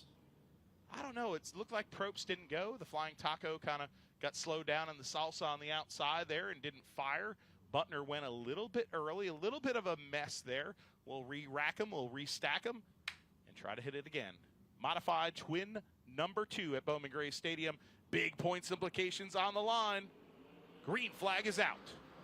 Solid jump there for Randy Butner as Holloman's going to drive it way deep and send Probst up the racetrack. And now here comes everybody behind him, but Holloman immediately locks down second as they charge back to the north turn. The battle is on for 3rd, 4th, 5th, 6th. Probst on the outside, just hanging out of the E-Metals machine.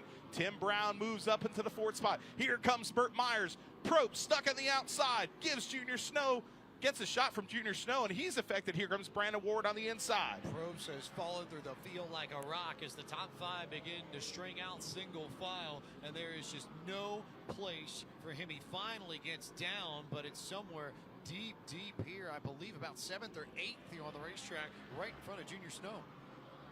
The veteran. We watched him race a crate mod race last night at Ace Speedway as part of the Cars Tour event live on Flow Racing. And tonight, he is the leader, the Greg Butcher Trucking number 5, the Pufftown president, the mayor of Pufftown, Randy Butner. Greg Butcher Trucking Machine in control of this as we hit lap 5 at 25, and Holloman has begun to close the gap. Also keeping an eye on Daniel Beeson in the 3rd position and how he can hold off Tim Brown and Burt Myers and Brandon Ward, who have been near the front of pretty much every field, it seems like, over the last few weeks. And here they are running 4th, 5th, and 6th early on in the second Twin 25. Lead battle is on. Randy Butner has a rear view mirror right now filled up with that black and pink number 69. Superman is coming. He's come out of the phone booth and he's ready to pounce here. We have a battle for the lead in the north turn. So how long do you wait until you're John Holloman? This is someone who has risen through the ranks to become a modified driver here. He's gained a lot of experience. So I feel like a younger John Holloman would have been quick to use the bumper, but a John Holloman with a little bit more experience now, I think he understands that you've got a few more options and you don't necessarily have to lead every lap. You just have to lead the last one. That's what matters. You know what? If he lays the bumper to the number 5 and a yellow flag comes out, he's got a hornet's nest of good cars behind him as well. So, you know, it might not be a bad thing to let this race play out a little bit. You know, Randy Butner's also, let's just be frank, Randy Butner is one of the great veterans of modified racing. And in my personal opinion, he's earned the respect and the right to have that respect from this entire field in his tenure here at Bowman Gray Stadium and modified racing. He doesn't turn people unless he gets turned himself. He's a very clean race car driver and a very respected person in this pit area. The problem for Butner is that you can see just how much Holloman gains on entry, and in the middle of the corner here, he's gaining pretty much everything that Butner creates so far as the gap is concerned. Yeah, 2 shots. 3 shots there. But every time Butner's able to space it out, Holloman's able to close it right back up.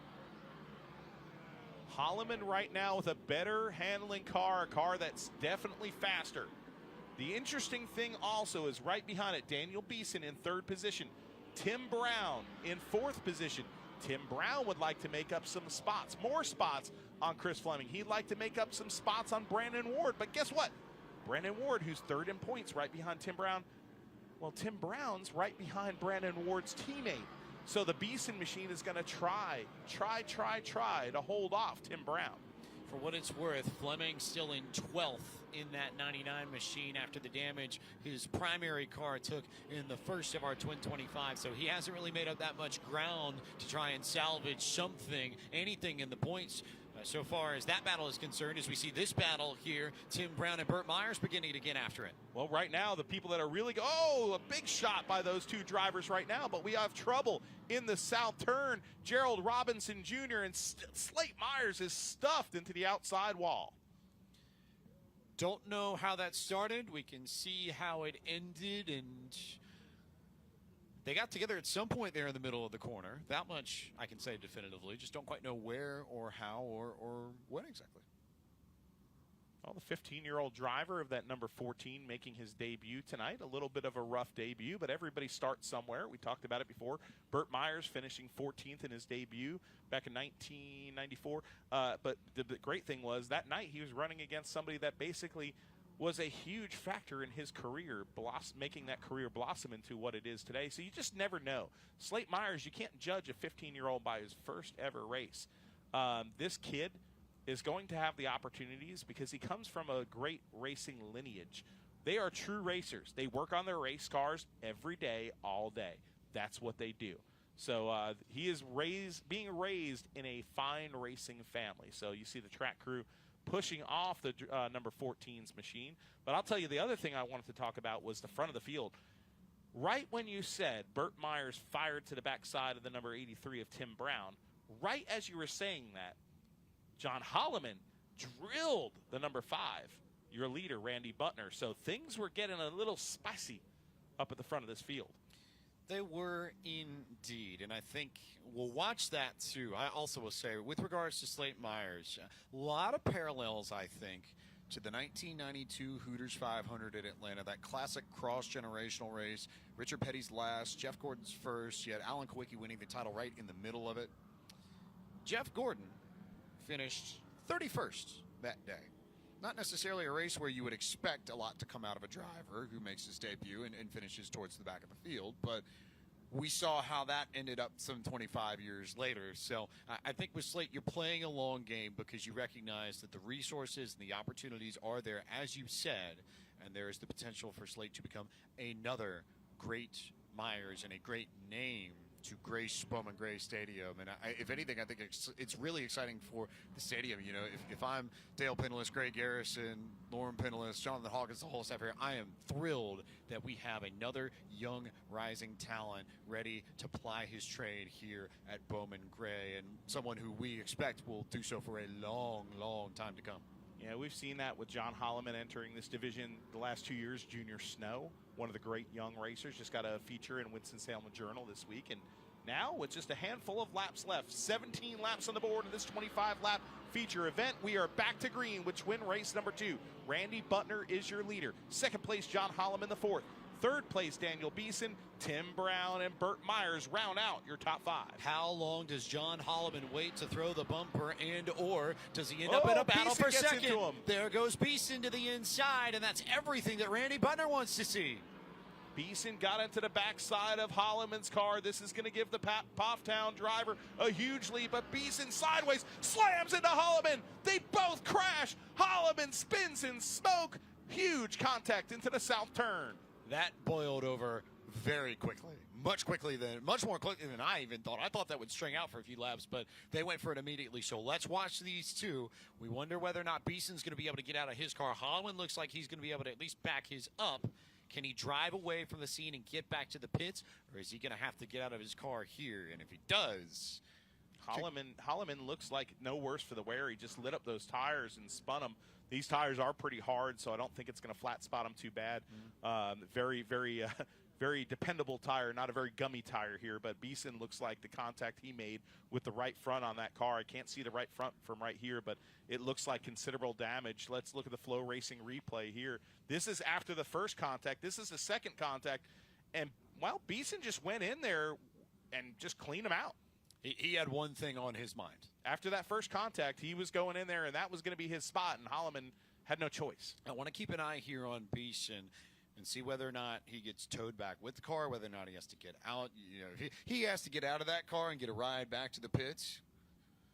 I figured there might be a message for Mr. Holloman, perhaps, but we'll just have to wait and see. He might have got his message across. Maybe. I mean, because he basically just took Holloman away from a potential win. Mm-hmm. You know, a 4-time winner here, and, of course, somebody that tore up the sportsman ranks back in the day.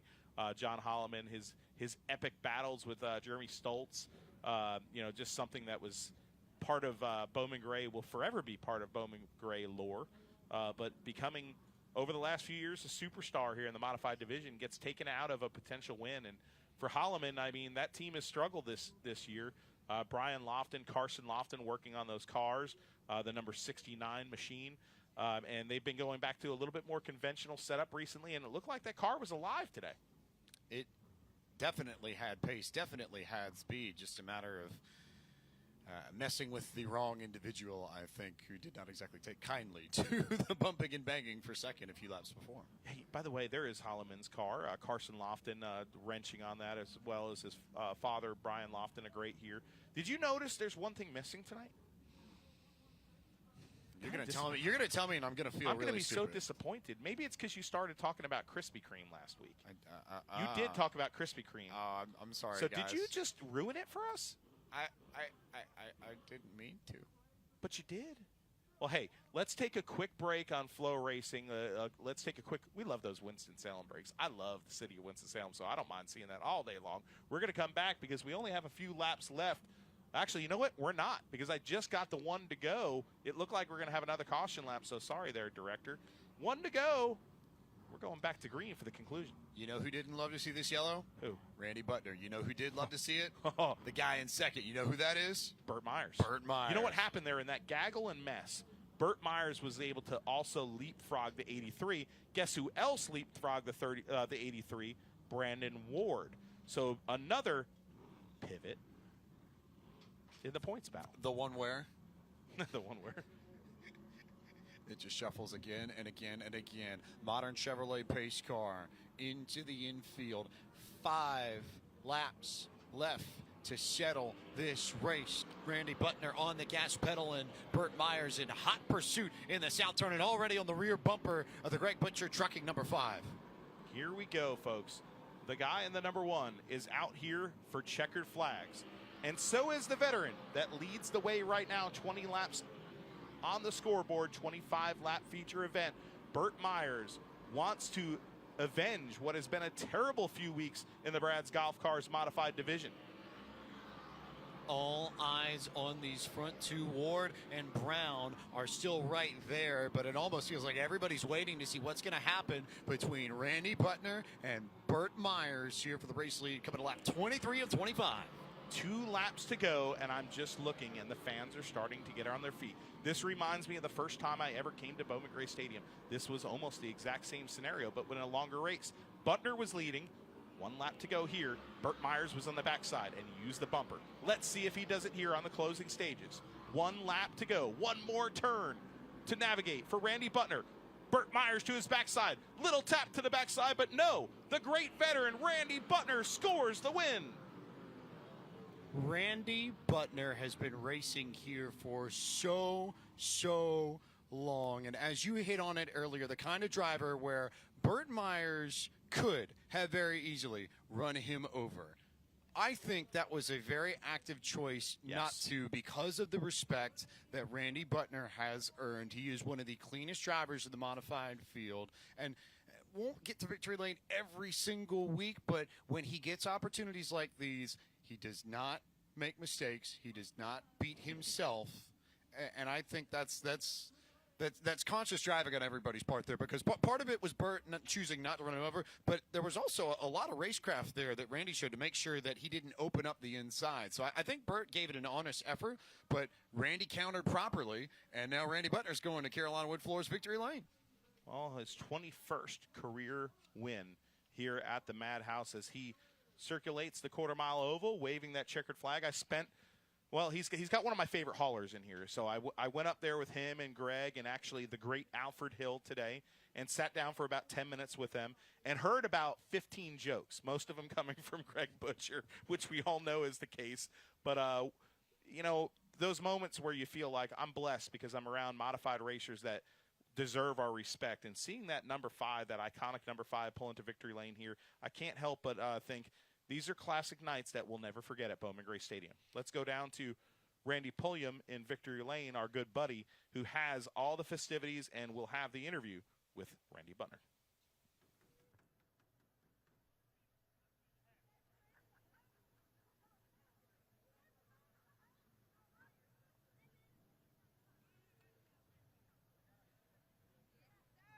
Randy getting unbuckled. He'll be climbing out periodically. And here he is, ladies and gentlemen, Randy Butner, the winner of the second 25-lap event for the Brad's Golf Car Modifieds. Randy, let's turn around here so your Flow Racing folks can see you. Randy, first win since May of last season, win number 21 in your career, ties you with Frank Fleming, with Brent Elliott, and a friend of ours that we lost earlier this season, Tim Dwiggins. Congratulations. Yeah, I was going to dedicate this race to Tim Dwiggins and my wife, Missy. She's having a rough time with some health problems now. And, babe, this one's for you, and I'll be home in a little bit. I know you want to thank your sponsors. Yeah, I want to thank Greg Butcher Trucking. He's done so much for us, and Amanda Tucker with Tucker Real Estate. And, you know, all the sponsors on the car, Muddy Creek Motorsports, BD Kaiser, they've done a lot for us. You know, without them, it wouldn't be possible. Outside of being a sponsor, this is my good friend, Greg Butcher. This crew, they're fantastic. We've had a rough year. They've never give up. They've kept working and working. We're still not where we need to be, but we're not going to give up. We're going to keep trying to make the 5-car faster. Congratulations to you again, Randy. And thank all you fans coming out here. It wouldn't be worth it without you.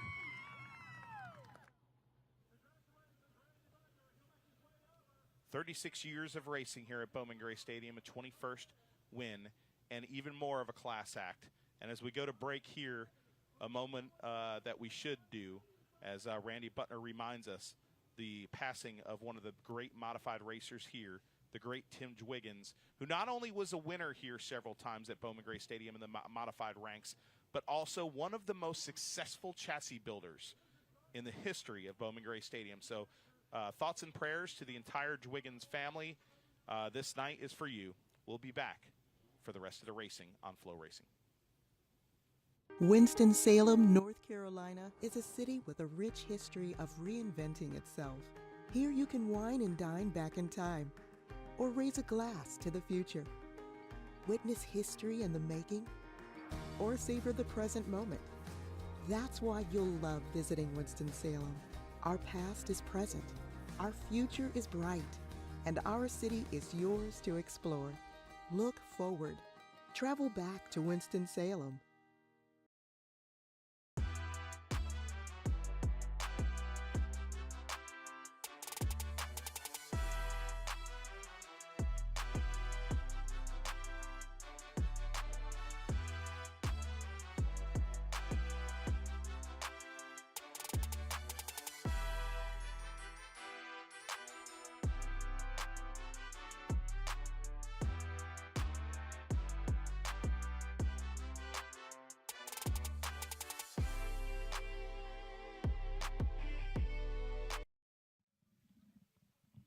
Randy Butner, the big winner tonight, the great veteran scoring a win. And I know James Pike up here was smiling because, you know, that family has been like a second family to you, my friend.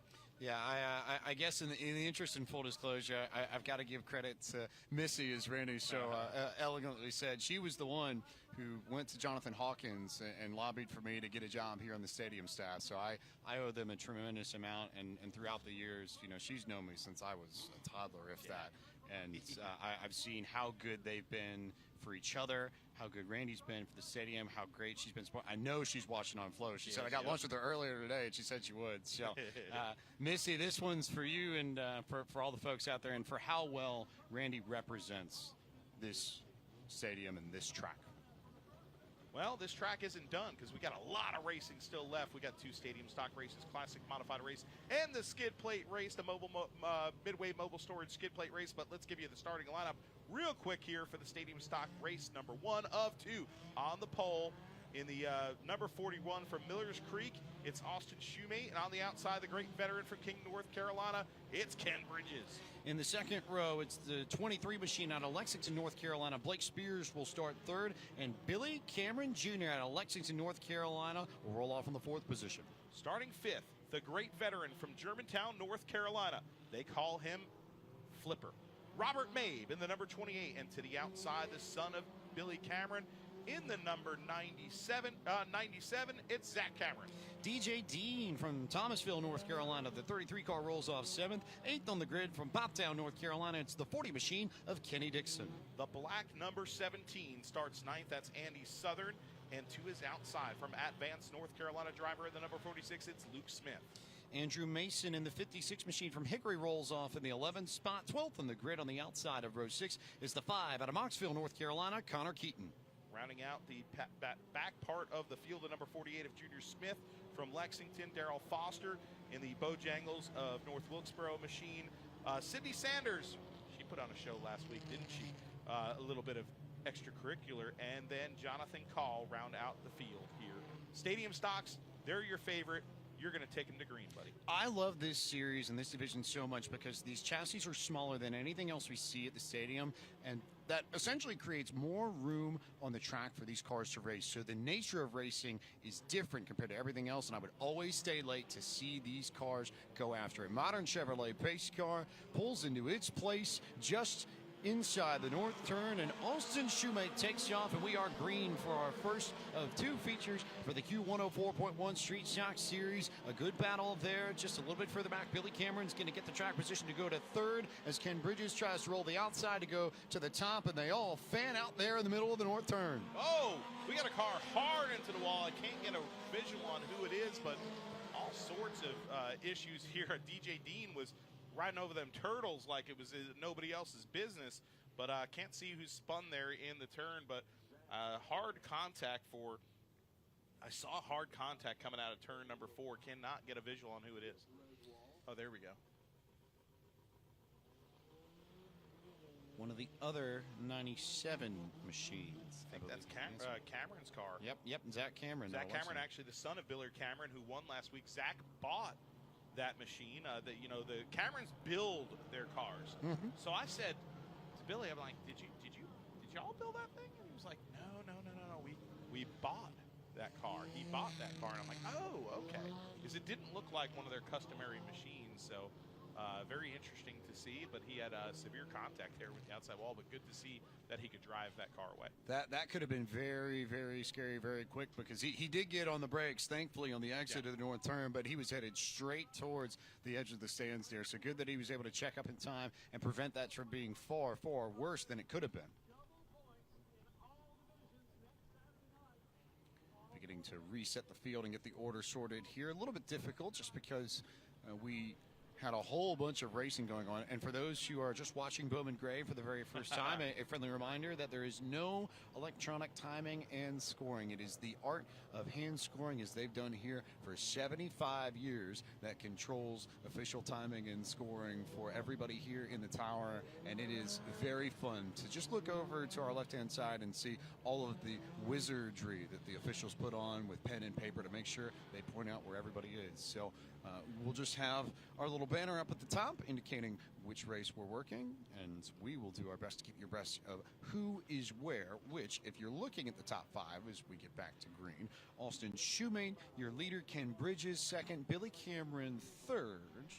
I believe in the 4th position, DJ Dean's been able to sneak up there. And then in the 5th spot, Andy Southern. So some names that didn't quite have the luck that they would have liked last week.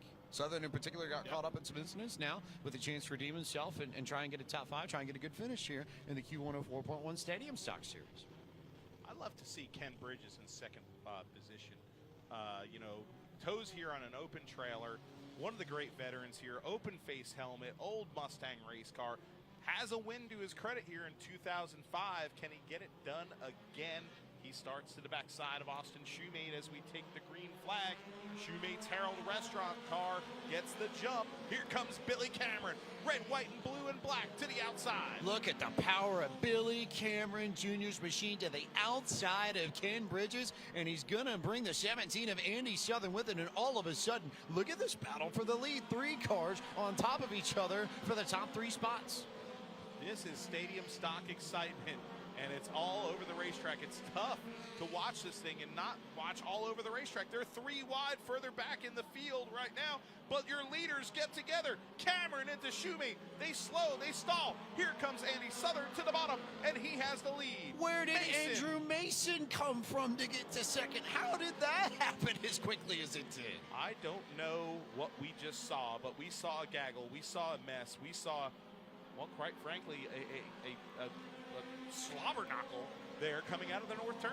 Slobber knocker. Looks like we may get that coming up here. Really good battle there for 2nd. Now. Yeah. Look at it. It's the cotton candy machine. Wyatt Sapp's machine, driven tonight by Luke Smith. He's into the fray right now, battling for the 2nd position, trying to get into the backside there of Andrew Mason. He does. Mason spins around. Kenny Dixon is involved. Yellow flag is out. Mason is going the wrong way. Parked there just on the edge of the exit of the south turn. I think the stat that stands out to me, just looking at some of our top drivers, we'll see the 56 get turned around, but just look at the starting positions of where our front 3 or 4 began this race. Andy Southern was 9th. Luke Smith was 10th. Not quite sure who that is in 3rd. Connor Keaton started in 12, right? Great point. Everybody here, and that's the nature of stadium stock racing here. Is you get a good look at the flow racing replay, and you see the contact between Smith and the 56 of Andrew Mason. Just classic bump and run there. I don't think Andrew Mason's going to want any cotton candy. No. He'll bring the fruitcake at Christmas. Yeah, he'll definitely send him some fruitcake. Exactly. Right, nobody wants the fruitcake. Nobody wants. Check out the cotton candy machine right there. Wyatt Sapp, young race car driver, one of the most consistent race car drivers here, has turned over the reins of that machine. And so far, it's gotten a win here since he's not been involved. Now Luke Smith in it, hoping to get a win himself. But Wyatt Sapp hurt his hand several weeks ago, hoping that this week was going to be the week he got back in the car. Wanted to, but just needs a little bit more time to recuperate. So hopefully he'll get the chance to go next week and maybe get in for the finale. But I'm so beside myself because the stadium stocks have already delivered just with the gigantic shuffling of things. You do not see that in any other series at the stadium where they can just shuffle like that in the matter of. Officially, we have 7 laps on the board, but these 3 were already up there by about lap 5, right? It was like mayhem, and that's what I love about the stadium stock features. We have them split in 2 tonight because we have such a large field. They couldn't start like 35 cars or something like that, 20, 30 cars, so we'll see that next week, though. The top 26 in points will be the only people competing in the finale, so it's the last chance for a few of these guys to compete in this, what they kind of call the B race here and the next stadium stock race. We'll see the heavy hitters, but there's some heavy hitters in here. Billy Cameron, who was involved in that wreck, who was in the lead. Billy Cameron's a winner here at Bowman Gray Stadium. Luke Smith is a fantastic mini stock driver in this region. I've always thought, and I don't know if it would ever be possible here, but I would love to see the modified drivers run like a 25-lap feature in these cars. How wild would that? I've always said that could be maybe the most entertaining package this track could ever put on when you have those drivers, and we know how talented they are, in these cars where you have all the chaos. How nuts would that be? That would be be amazing. I think we could, if we advertise it, we could probably pack this joint. I would think so. Right, right. No, I think you could. I really do. I just love this division. I always have ever since I first started coming here because of what you said. There's room to race with these smaller race cars. And I've run only one stadium stock race in my pathetic racing career here at Bowman Gray Stadium. But I'll say this, it was probably the most fun I've ever had doing anything in my entire life, was to run a A.J. Sanders 4th car here in a stadium stock race, and it's something I'll never forget. This is one of my favorite divisions here at Bowman Gray, and it's a fan favorite as the lights are out on the pace vehicle, and we're getting set for green flag racing again. 7 laps on the board, buddy. Modern Chevrolet pace car back into its place just off the entry of the north turn. Andy Southern to control us as we come to lap 8 of 15. He goes, and off goes Luke Smith, and it is a 3-car bumper to bumper to bumper train. Make it 4 because you can add the 5 machine of Connor Keaton into that mix in. How about the move to the outside for Kenny Dixon? Kenny Dixon right there. You're talking pop down. That guy's getting it done in the Gonzalez HVAC machine. He's in 3rd position. Already has a win this season in that number 40 machine. Connor Keaton, the dirt track young superstar in that number 5, a dirt track car here at Bowman Gray Stadium, sits in 4th. Big moves there. Oh, look at the contact there between Smith and Southern for the race lead. Is he going to go around? No, he's going to get the bump, and they're going to get hooked together on the exit of the south turn. And Kenny Dixon will go to the point. Hooked together, loses the lead. Southern and Luke Smith, that opened the door for Dixon. Dixon now your leader. Yellow flag is out. Southern just parked it. He knew the damage was so substantial. He stuck it right up by the wall in the north turn and just said, I'm just coming to a stop here.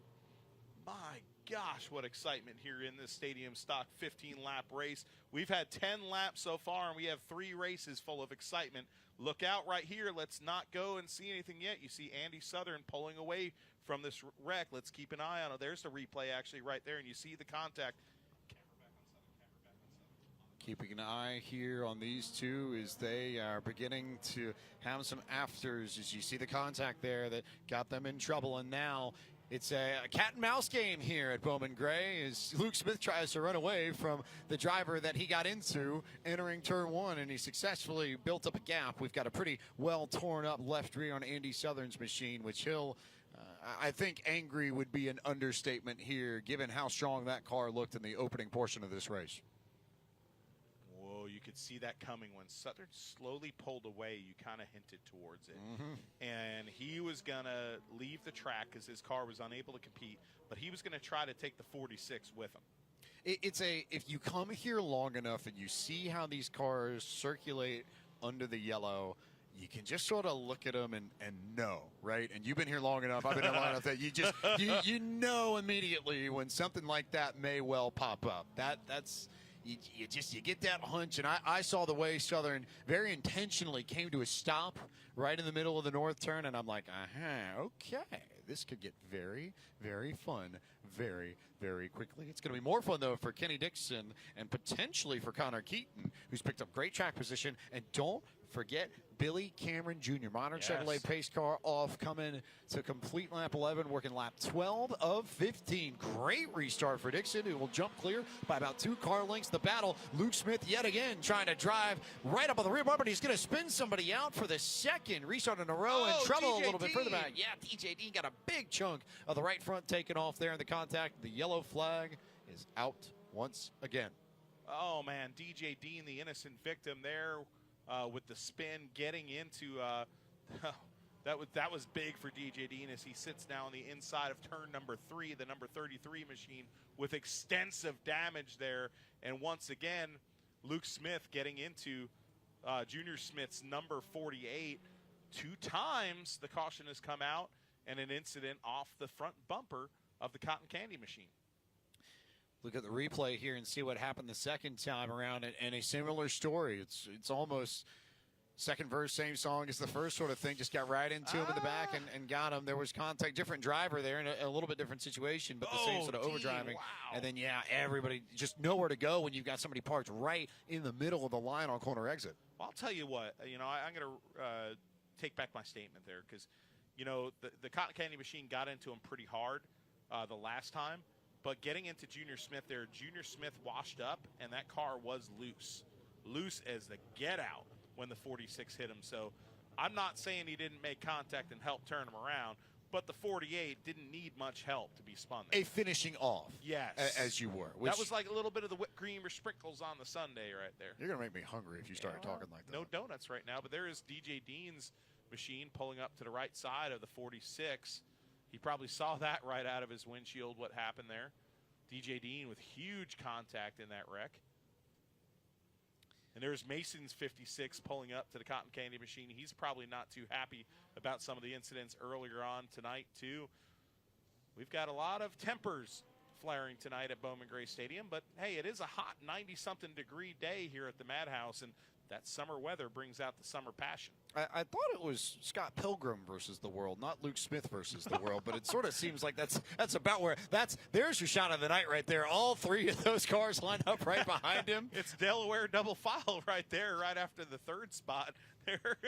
Oh, man. Everybody's going to be lining up to take a shot at the cotton candy machine. Wyatt Sapp's might need to change his paint scheme if he comes back next week. So I'm sort of thinking if you're Luke Smith, you might as well just break off the rearview mirror at this point, because I almost think you're at a stage where if you're distracted by that, it might not help you, and you might as well just go ahead and start looking forward, because someone's going to try and drive it in deep, entering either one of the south or the north turns. Well, opportunity has knocked at certain times this year when things have happened, and earlier in the year, Kenny Dixon took care of that, took advantage of that to get his win. And, now he is the leader. 1 lap until we're under green flag conditions again. Matt Garrison putting out the single popsicle stick up in the air to signify that the next time around we'll go green flag racing. Potentially. They're still working out scoring issues here, and we'll see whether or not they can get the field bunched back up together or whether or not they're going to have to delay it. I think we'll be okay. will be okay. Rest of the field starting to move here on the front stretch. So, yes, they should get lined up, and it will be a restart here. Coming to lap 13, Modern Chevrolet pace car back into its place in the north turn. Kenny Dixon still in control of this, and the lights are on once again. So they just couldn't quite get bunched up enough to race control's liking. So we'll go for one more time, I would figure, around this famous quarter mile before we go back to green flag racing.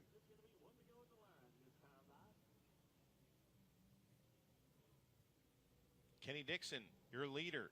Connor Keaton in second. Billy Cameron in third position. A great stadium stock racer. Also an incredible car builder of mini stocks in this region. Crazy to think the detail that goes into, especially the stadium stocks that go here. The one thing that I had forgotten about that I remembered when I came here for the first few times is looks like we're going to see Andrew Mason get held up, and they're going to continue to figure out scoring here. But you look at some of the cars in the Stadium Stock Series, and if you want to know the commitment that these drivers have to winning here, we mentioned it last week, but there are straight rail chassis stadium stocks here, and I truly have not seen. There's some that are Pro 4s.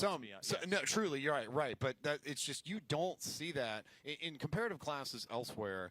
It's almost entirely perimeter chassis. Right? The roll cage goes right up next to the doors, and you're done and dusted, right?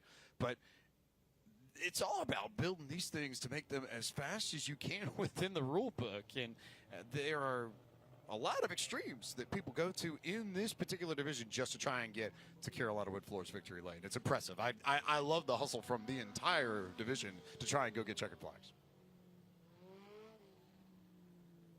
The push from the Midway Mobile Storage Gator for Andrew Mason. Red, white, and blue going behind the field house there, ending his night in his run in this 15-lapper. 15 laps, 15-minute time limit. We're probably coming close to it right now. Your leader, once again, Kenny Dixon. Hopefully, I think this time we'll get the one to go. We'll be back green flag racing. Folks, we have another mini stock race with your big dogs next. Also, the vintage modifieds, the classic modifieds, and a Midway Mobile Storage skid plate race. If you've never seen that, buckle up, Buttercup. Get your kids, gather them around the TV, around the iPad, whatever you're watching on Flow Racing. The sparks are going to fly, literally. Oh, it's right up there. We talked about how the chain race last week is an institution of Bowman Gray racing in the summer. Skid plate race, I would argue, right up there as well. Modern Chevrolet pace car off. Still 12 laps on the board. Still Kenny Dixon in control of this. Still the opportunity of Connor Keaton's and Billy Cameron's and Luke Smith's to try and run them down. And here we go once again. And Luke Smith looking to try and get to the rear bumper of Billy Cameron, but Cameron's able to drive away just enough so there's space. And here comes Connor Keaton to the inside to make the pass on Kenny Dixon for the race lead in the north turn coming to lap 13. The Dirt Track Kid slides it off of turn number 4. Here comes the number 95, Billy Cameron. He fills the hole into second position. Luke Smith follows suit into third. How much bumping is Luke Smith going to do? Is the third time the charm here. White flag is out. How deep do you send it? If you're Luke Smith, it is a gap and a half. Connor Keaton clear by about 3 car lengths for the race lead. All Connor Keaton through the north turn to go to victory lane here. Connor Keaton, winner of the first feature for the Q104.1 Stadium Stock Series at Bowman Gray. And Luke Smith came through the grass across the line just to put an exclamation point on how wild that race was. But a great move to the inside late in the race from Connor Keaton to get underneath the 40 of Kenny Dixon. He got the room he needed in the north turn, shot underneath him, took the race lead, and just drove away from there. Oh, wow. Great job by Connor Keaton and Tyler Busch. Tyler Busch won in that car the other week, the white sat machine. But Luke Smith right now probably just breathing a sigh of relief as he just skates through this thing and kind of survives. But your winner, the number 5, now in victory lane, Connor Keaton. The Dirt Track Kid gets it done sideways off the corners, and that's a former Dirt Track car. You were talking about the creativity here. That car is a former Dirt Track chassis that it was converted over. A few things changed to be able to fit the rule structure of Bowman Gray. I forget the terminology for it. You'll probably help me here, but I look at where the C-pillar would be, just there sort of connecting to the back. That's the only car I see that has that sort of dirt modified late model style. There's just those big sweeping sort of plates there. That is very much pulled out of the dirt playbook. the Nobody body? else. Yeah, on the body. Oh, yeah, the body, because that's a dirt track body right there. Right, exactly. That is not an asphalt body. Right. So converted and it works, right? Yeah, I mean, they just took it from the Carolina dirt tracks right here and changed a few things as far as the rules are concerned for Bowman Gray Stadium, and definitely changing some things as far as the shock and spring package to make this thing work on a quarter-mile flat oval. To, right? But Connor Keaton now pulling into victory lane for the second time in his career, second win this season. Let's go down to victory lane. Chris Carter, I believe, is down there. My buddy Chris Carter. Actually, no, Randy Pulliam is down there. So let's toss it down to Randy.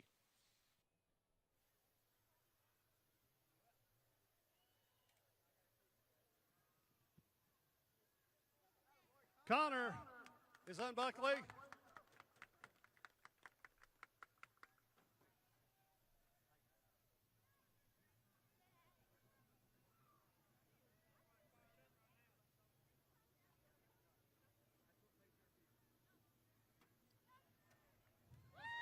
Connor, win number 2 on the season. Congratulations. I know you want to thank your sponsors. We got to be quick. We got 3 other races. That was a hard one. I just want to thank all the fans, thank all my crew. There's a lot of hard work that's been put into this, but I got to thank my sponsors. This is what paid the bills right here. KevinSaysYes.com, Blake Landscaping Service, Fleet Teak Mall Communications, Carol Driscoll, Skyview Roofing, Chapin Enterprise, Nursery, Lockeretta Moxville, Land Management, Carter Installation, Ring the Bell Realty, Pilcher Custom, Farmington Record Service, Kevin Willard's Grading and Paving, Tommy Keaton's Used Cars and Tractors, Unlimited Landscaping and Management, Carolina Racing Supply, Tomcat Performance, Hicks Land Management, Privet and Son Plumbing, Reinhardt Fire Service, Gale Force Suspension, Gunner's Diesel Solutions, Wind Contracting, Brighton Heating and Air, Magic Pools and Spa, Snyder's Cleaning Service, Clemens Lawnmower Repair, Everett Concrete, and Aspen's Cox. Also, special shout out to Hill Build It and Mohawk Warrior for coming to watch this. And thank you, fans. That was a hard one. Congratulations, Connor. It's going to Connor Keaton, the winner right there. We have some breaking news for you here if you're a Bowman Gray Stadium aficionado. We saw Brian Sykes Jr. win the street stock race before. He's been disqualified from his win in that number 99, the street stock 20-lap race, for refusing technical inspection. So the winner, your points leader, Christian Joyce, taking his second win in a row. Once again, Brian Sykes Jr. disqualified for refusing technical inspection, giving the lead to your points leader, Christian Joyce.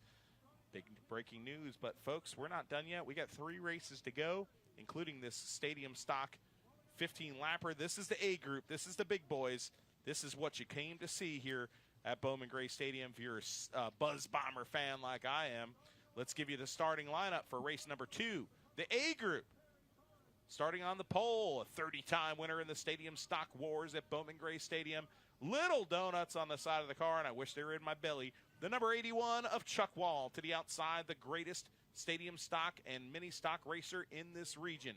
The stats don't lie. Moxville, North Carolina is his home. Jerry Hunt Supercenter on the side of the car. Number 24, the great A.J. Sanders. Starting in third from Winston-Salem, the number 25 of Matt Goodwin. And the driver starting in fourth will look to go back-to-back with 2 wins this many weeks from Winston-Salem, North Carolina. It's the 43 of Brandon Brendel. Starting fifth in the number 74, the Budget Blinds machine from Walnut Cove. It's Matt Alley into the outside from Boudville, North Carolina. The number 60, the Ellis Carp Pond Special for Brad Michalowski. Tobaccoville's Austin Cates will pilot the number 27 machine. He'll start 7th to his outside of the grid. And 8th is the number 18 from Winston-Salem. It's Billy Andrews. Starting 9th, a driver from Yadkinville, North Carolina, the number 55 Warren transmission machine. It's Isaac Harris into the outside. The Knot Rod, the Mad Discs, number 69 from King, North Carolina. It's Brendan Krotz. 11th on the grid from North Wilkesboro. It's the number 50 machine. Terry Torrance will start there to his outside, starting 12th from East Bend, North Carolina, the number 26 of Ricky Wall. Starting 13th, another bad draw for the driver from Lexington, North Carolina. The Lindley Plumbing Little Donuts machine, number 16, second generation superstar, Blaine Curry. Blaine Curry to the outside now. The number 7 from Mocksville, North Carolina. The legendary car, Chris Allison in Pintang. And the final 2 starters on our grid for the big feature in the Q104.1 Stadium Stock Series from Midway, North Carolina. It's the 8 machine of Steven Sanders. And to his outside, starting 16th and shotgun on the field from Walkertown, North Carolina, the 54 machine of Justin Owens. That's your 16-car field to contest 15 laps here around the famed quarter mile at the Madhouse to find some way to Carolina Wood Floors victory lane.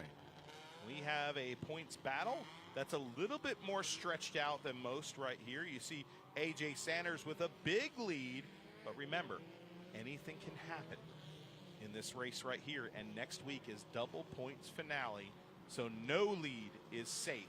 Isaac Harris moving up to 3rd in points right there. You see Blaine Curry, another tough starting spot for him, the second generation driver, the son of the great Charlie Curry, in 5th place in points. Matt Alley creeping into the top 10 in points. Great to see the driver of that number 74 car having a pretty good second half of his season. Very, very strong second half of the season as we get the 1 to go on the modern Chevrolet pace car. So we'll go green flag racing when they come back to the stripe. 15 laps here at Bowman Gray to really figure out where we're going to sit in the title fight. Remember, it was 30 points Sanders had on Brindle coming into last week. This week, with Brindle's win, it's 24. So what can Brindle do to try and chip away the lead that A.J. Sanders has at the top of the standings? Here we go. The Buzz Bombers come off the north turn. They're green. The 2 biggest stars in mini stock racing in the Carolinas, side by side, right behind them. One of the best here at Bowman Gray Stadium. It's Brendan Lee Brindle, side by side for the lead. That was an aggressive chop down as there's trouble a little bit further back on the racetrack. The Tysingers Lawn Care machine goes for a little advertising promotion in the grass, and no yellow flag out yet. There goes the yellow flag. The number 27 is spun.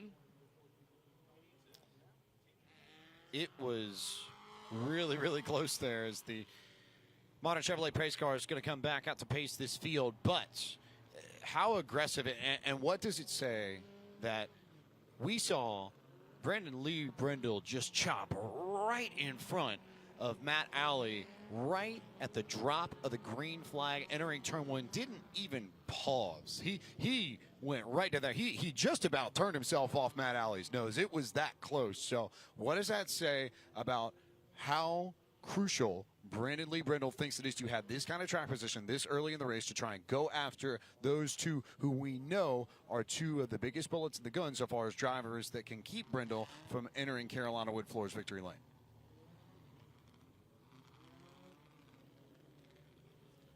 Things to ponder and keep your eye on. And or is Alley going to be okay with the way that Brindle cut down in front of him on the restart? If I'm Alley and I'm in that car, I'm a little bit annoyed, to be honest. I don't know if I love what just happened there.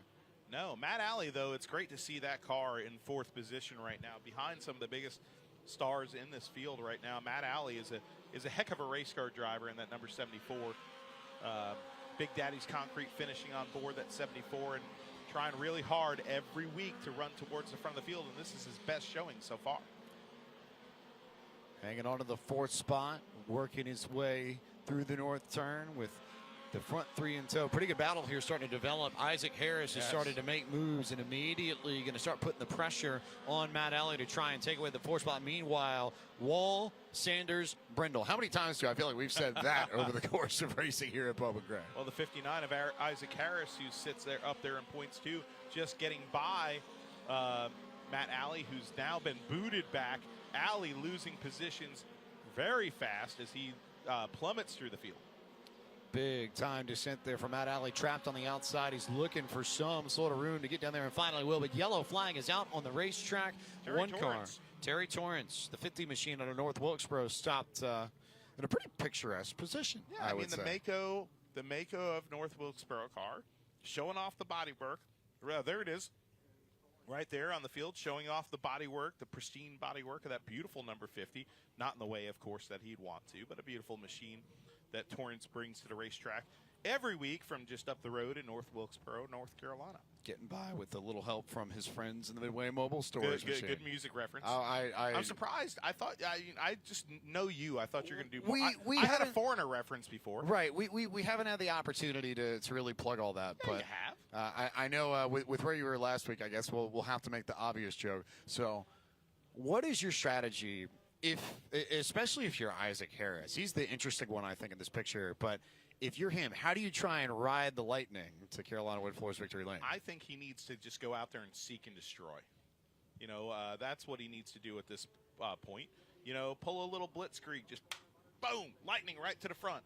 You know, yeah, like little. it. Okay, I was I at like it. Metallica last week. 2 shows in East Rutherford, New Jersey. 90,000 fans at those shows. An absolutely epic moment in metal history. But you know what? I really missed. I was at my home track, Riverhead Raceway, also on Flow Racing. Great NASCAR roots track. But I'll be honest, I really missed being here because I have a true passion for this place, and you know, I don't take this opportunity to be up in a booth here for granted. Anyway, as we speak, 6 laps on the Advanced Auto Parts scoreboard right now. Green flag is back out. And as we get delivered Little Donuts, the Little Donuts car is in the lead. Chuck Wall at the point. Wall in control. Sanders there with a gap to second. Brendel right there in third. And Isaac Harris has kept up nicely with these front 4. There's a really good battle coming up just behind him, though. Look at the 69 and the 60 machines. Michalowski and Kratz fighting for, I believe, 5th and 6th. Good job by our camera people to drop back to that battle right now. There comes Blaine Curry entering the fray as well in that black and orange number 16. The battle's on for second place, though. Brendan Lee Brendel has got to the inside of the number 24 of A.J. Sanders, side by side for the second position. They swap a little sheet metal coming through the north turn. Give P2 to Brendan Lee Brendel. It is rare that somebody is able to pass A.J. Sanders in a stadium stock race that convincingly, but Brandon Lee Brendel did exactly that, and now he has the job of trying to chase down Chuck Wall over the course of the last 6 laps. Give it maybe 2 or 3 car lengths as they go back to the south turn, so it is possible, but Brendel is going to have to start going now if he wants an opportunity to be there and have an opportunity to make the pass for the lead at the end of this race. 10 laps. Now click 11 laps of this 15-lap feature. Brendan Lee Brendel now the fastest car on the track. He's got the rod cast out. He's starting to reel in. Your leader, Chuck Wall. Down to 1 car length in the north turn and maybe less than that as they come across the stripe. Just about 1 as they go back to the south turn. Brendel's getting through the center of the corner better. That's the difference at this point. He's not quite there to Chuck Wall, but he should have the opportunity. And there's the bumper in the north turn. Wall sideways, practically drifting through the corner. And here comes Brandon Lee Brendel to the inside. Won't be there for the lead yet. He may have a shot to the inside of the south turn. Drag race down the back stretch for P1. 2 laps to go, and the gloves have come off in the stadium stock division. Side by side, sideways in front of this raucous crowd. The white car to the inside. White flag is out. Brendan Lee Brendel moves him up the racetrack. Give the lead to the number 43. Here comes A.J. Sanders entering the fray, but the white car of Brendan Lee Brendel takes the win on the last lap. Big-time performance by the driver of the 43. How about using the lap machine as a pick right there? That was such impressive racecraft. Ricky Wall, just really unfortunate, I think. Just wrong place, wrong time so far as A.J. Sanders or Chuck Wall are concerned. But Brendel saw it, knew exactly what he was going to do, forced everybody else to respond. By the time they had a chance, he was already well gone, and the fight was on for second, which I can tell you, Chuck Wall beat A.J. Sanders. Then it was Isaac Harris in 4th, but Wall in between Brendel and Sanders, so that cuts the points lead ever so slightly, just a little bit more, and double points coming up next week to close it out. So never say never, I'd say. God, we just got to say, it's great to see 2 laps to go and see 2 cars side by side respectfully racing each other, swapping paint as they go around this tight quarter mile. And that's the definition of racing right there. And both of those drivers, all 3 of those drivers up front, really showing some class in the way they raced each other. And there is the driver, the number 43, his 29th career Bowman Gray Stadium checkered flag as he greets his crew there at the pit exit, his 5th win of 2023. If you're not a believer in the Q104.1 stadium stocks, you should be. That's as simple as that. Simple as that. Let's go down to Victory Lane. We'll chat with Randy Pulliam, who will be alongside Brandon Lee Brendel momentarily. I don't know if you saw it coming into the fray right here before we've got the American flag. What would we call that outfit? Running with the checkered flag. That was incredible. What a moment of glory. Let's go down to Randy Pulliam. Climbing out. That cold shower felt good. Brandon, here's our folks. Congratulations. Win number 5 on the season. Yeah, I came across radio and we was going to need 3 or 4 laps because we're not set up for that 1-2 lap shootout, but 3-4 laps into this race, this car's bad. Todd Barnhart, my man, without him and Infinity Insurance Group, wouldn't be possible. This is his hot rod. And again, like last week, blessing of my racing career, Ben Behringer with LSX Savage, Brad Smith with Velocita, Kendall Griffin with G Engineering Race Engines, and Richard Petty. Congratulations again. Hey, and I want to say happy birthday to my man right here. Congratulations once again, Brendan Brendel making his way over to the Carolina. Brendan Lee Brendel with a big win, thanking Richard Petty, a mullet overalls with an American flag, running the victory lap with the checkered flag. That's America, baby. We'll be back on Flow Racing with the vintage mods and the Modway mobile storage skid plate race next on Flow Racing.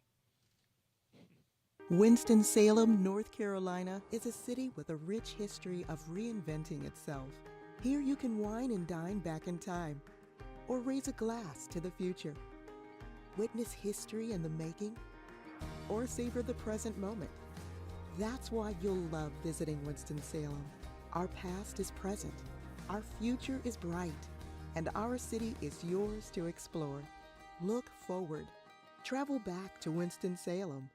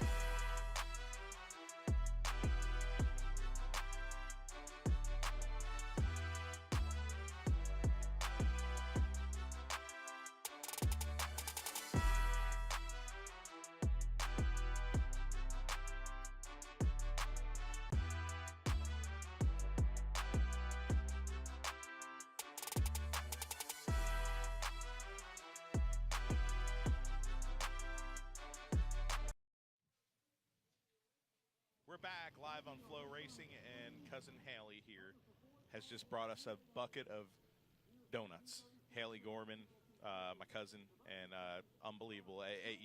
You jinxed us, but at least we got our donuts because of Haley. I like donuts. I like little donuts. Let me go on record and say I do love. I brought 2 buckets back after a show last week, and I didn't eat anything else for breakfast for like 3 days. That's how good they were. Truly. That's some pike right there. I made them last. I made them last. They pair great with Rocket League. You wouldn't think it, but hey, little donuts and Rocket League. We're making new combos every week. Little donuts and hot chocolate would go good in the morning. But hey, let's talk about the cars that are on the track right now, because this is a very special tradition here. East Coast Flathead Fords are on the track, and let me have you go through the starting lineup there of these cars right here, buddy. On the pole, Wayne Lawson in that beautiful number 45 machine, Kerry Wickle in second, in the number 14. Richard Wickel will start in the red 53 machine. That'll be in the third spot. Johnny Johnson will be in the 99 machine in fourth. Dennis Andrews in the bright blue 4 machine that you'll see sort of rolling through your screen here. We'll complete our 5-car field for this race for the East Coast Flathead Ford Racing Association.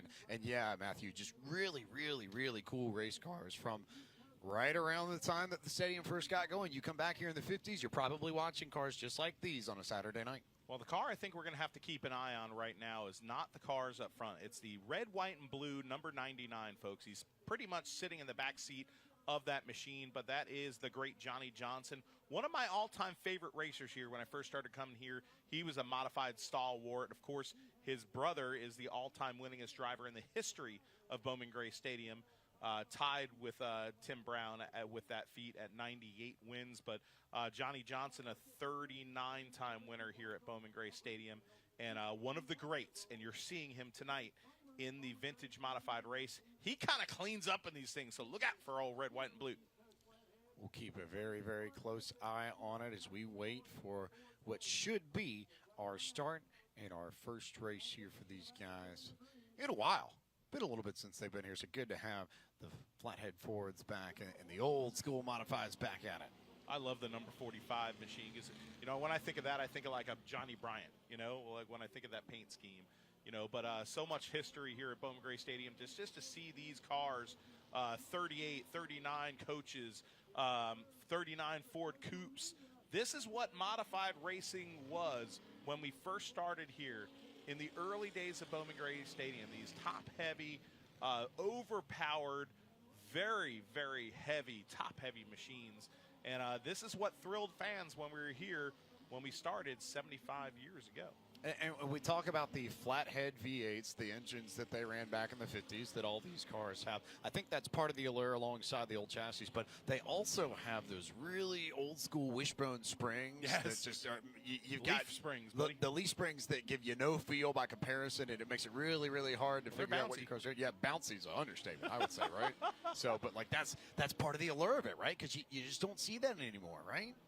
It is. It's unique, and it's a unique tradition here at Bowman Gray Stadium. Seeing the Clifton car, the Ebb Clifton car, the 53. But Johnny Johnson right there, he's starting to make hay. You see that red, white, blue machine right there on your screen, and there is the number 4 right behind him as well. But you know, this division is absolutely special here. If you are a modified history nut, like some of us are. And, you know, a lot of the people here, we were talking about a race fan here tonight that was here for the first race in 1949. I'm sure he's loving these right here. Just like home, yeah. It's, we get a good look here. Johnny Johnson continuing to try and run down your race leaders and put a battle on it and really make this fun and get us all up out of our seats with what could be a really, really good finish between him and Wayne Lawson. That gap probably, call it, what, Shrinking. half a straight? It's shrinking right now, but, you know, this club right here has been racing for so many years and seen these guys here for years. And I'd be remiss if I didn't mention that Pumpkin Tuttle, Jerry Tuttle, always drove an orange car here, you know, number 19, I believe it was. But, you know, we miss him very much, and I know a lot of the people with this East Coast Flathead Ford Racing Association are racing in his honor tonight. So great to see that. Johnny Johnson on the outside going around lap traffic. He is reeling in Lawson. Lawson's lead, the number 45's lead, is starting to evaporate. Beginning to become a battle, and Lawson's not going to be an easy pass. He is a 6-time champion of this series, so if you're going to have to beat him, you're going to have to pull out every sort of trick of racecraft you have in the book if you're Johnny Johnson. Fast car is one thing, but having the smarts to figure out how to make that pass on Wayne Lawson, going to be tough to get around the Indian Valley, Virginia native. And Johnny Johnson has tracked him down. 10 laps on the board for this race. I believe a 15-lap feature event. Lawson now, oh boy, he could probably hear Johnny Johnson coming. The 99 is reeling him in. 39-time winner at Bowman Gray Stadium. This guy has a century of wins in this club right here. So he is not just a racing legend at Bowman Gray. He's one of the greatest of all time in the vintage cars. And he is racing and he is reeling in the leader here and pulling in Wayne Lawson at 83 years old and still running him down like this. That might be my favorite part out of all of this. Here he comes. Age is just a number. These two wily veterans are battling here in front of the crowd. Side by side go the East Coast Vintage Mods. Look at this. What? Johnny Johnson to the inside in the north turn. Give him the lead. So now how do you respond if you're Wayne Lawson? Can you do anything? Because Johnson certainly has some experience here. It's not like the ability to go fast at Bowman Gray and the little tricks you pick up about how to run this place leave you even at 83, but look at how good he is through the center of the corner and corner off in particular. That's where that gap is growing to Wayne Lawson. It's slight, but it's just enough. You can see it here. At that time, entry Lawson didn't get into the south turn all that well, but it continues to grow lap by lap by lap by lap. I think we're going to run a 20-lap feature. I was told 15, but guess what? The crowd is being treated. I love looking down and seeing all these little kids getting exposed to what racing history is in present-day form, taking these old race cars, and they're not just putting around here like a car show. These guys are getting after it here on this racetrack. I've always been a believer, if you can't appreciate the past, how can you really take in what's right in front of you, right? Yep. So I love racing like this because we don't have what we have today without this. And it's so intriguing to see how different it was back then, too, and how differently these cars handle through the corners compared to today's modifieds. Look at that lap traffic action, too. Lawson is going to reel him in a little bit there. A little close call for Johnny Johnson through turn number 4. Johnson's wheeling away, though. It's ever so slight, but it's just evidence. Racecraft never leaves you as the white flag does come out for Johnny Johnson. Johnny Johnson, a champion here at Bowman Gray Stadium, a 39-time winner, and now in the vintage modifieds, a century worth of wins. Once again off the north turn, greatness, one of the all-time greats, Johnny Johnson thrills this packed house at Bowman Gray Stadium once again. Really, really cool to see everybody down in turn 4 and along the stands here, entering turn 1, just all around the front stretch. They were up on their feet, fists in the air, cheering for Johnny Johnson, just like they would if this were the Brad's Golf Cars Modifieds or those two great races from the Q104.1 Street Stocks or the law offices of John Barrow, or law offices of John Barrow Street Stocks, Q104.1 Stadium Stocks, and the McDowell Heating and Air Sports Division. There we go. All the partners covered there. We got it right eventually. You got it good, bud. But they were all cheering the same way they would if it was any other race at Bowman Gray. That, I think, and the respect for these cars that this crowd has, really, really cool to see. That's one of those where I'll go to sleep tonight and I'll think about that, and that truly may be one of the standout memories that I have of this night, seeing everybody get up for a flathead modified race. That is cool, but it also underscores just how sharp this crowd can be and how much they appreciate their racing. It doesn't matter what it is or how old it may be or how different it may be. If it's good racing, they will know and they will show their appreciation. You know, I got to admit, I don't like to be a race fan. I don't like to show my inner dorkdom except for, history stuff. Last year when he won, as soon as we were done in the broadcast booth, when Johnny Johnson won, I went to the pits to take a picture with him. Because this is Bowman Gray royalty here, the Johnson family. And if you love Bowman Gray Stadium, you love the history of this place, you love moments like this. Let's go down to Victory Lane with the Victory Lane winner interview with one of the Grand Masters of the Madhouse. Kid race of the season. Ladies and gentlemen, he's climbing out of the car, 83 years young. Let him hear it. Johnny Johnson.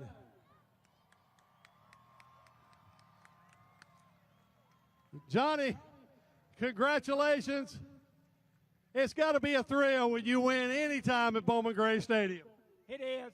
The first thing I want to say, I've lost 2 old crew members, Jerry Tuttle, E.A. Honeycutt, and I want to dedicate this to them. I want to thank Kevin Powell and John Barr. So they're helping the club out. And it is a thrill, especially when you come over here and you've been racing over here all your life. There ain't no crowd like the crowd at Bowman Gray Stadium, I'll tell you that. Let him hear it, ladies and gentlemen. Johnson, the winner of the modified division. He'll go over. You heard it right there. You heard it right there. There ain't no crowd like the crowd at Bowman Gray Stadium. Well, there ain't no class act historic modified racer.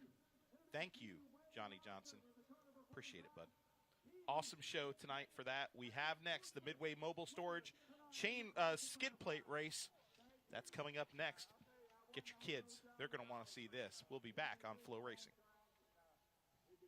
Winston-Salem, North Carolina is a city with a rich history of reinventing itself. Here you can wine and dine back in time, or raise a glass to the future. Witness history in the making, or savor the present moment. That's why you'll love visiting Winston-Salem. Our past is present, our future is bright, and our city is yours to explore. Look forward. Travel back to Winston-Salem.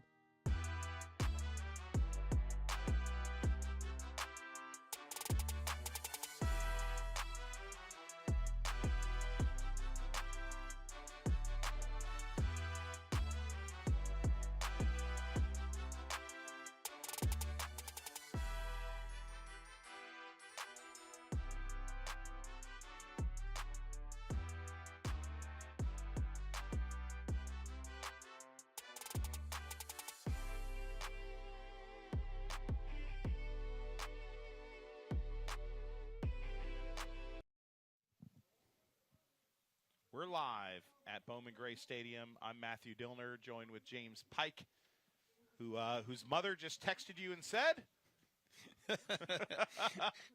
best racing yet with these old geezers. And then she to top it all off, she texted me and she said, words that I can't repeat on air. There's another race?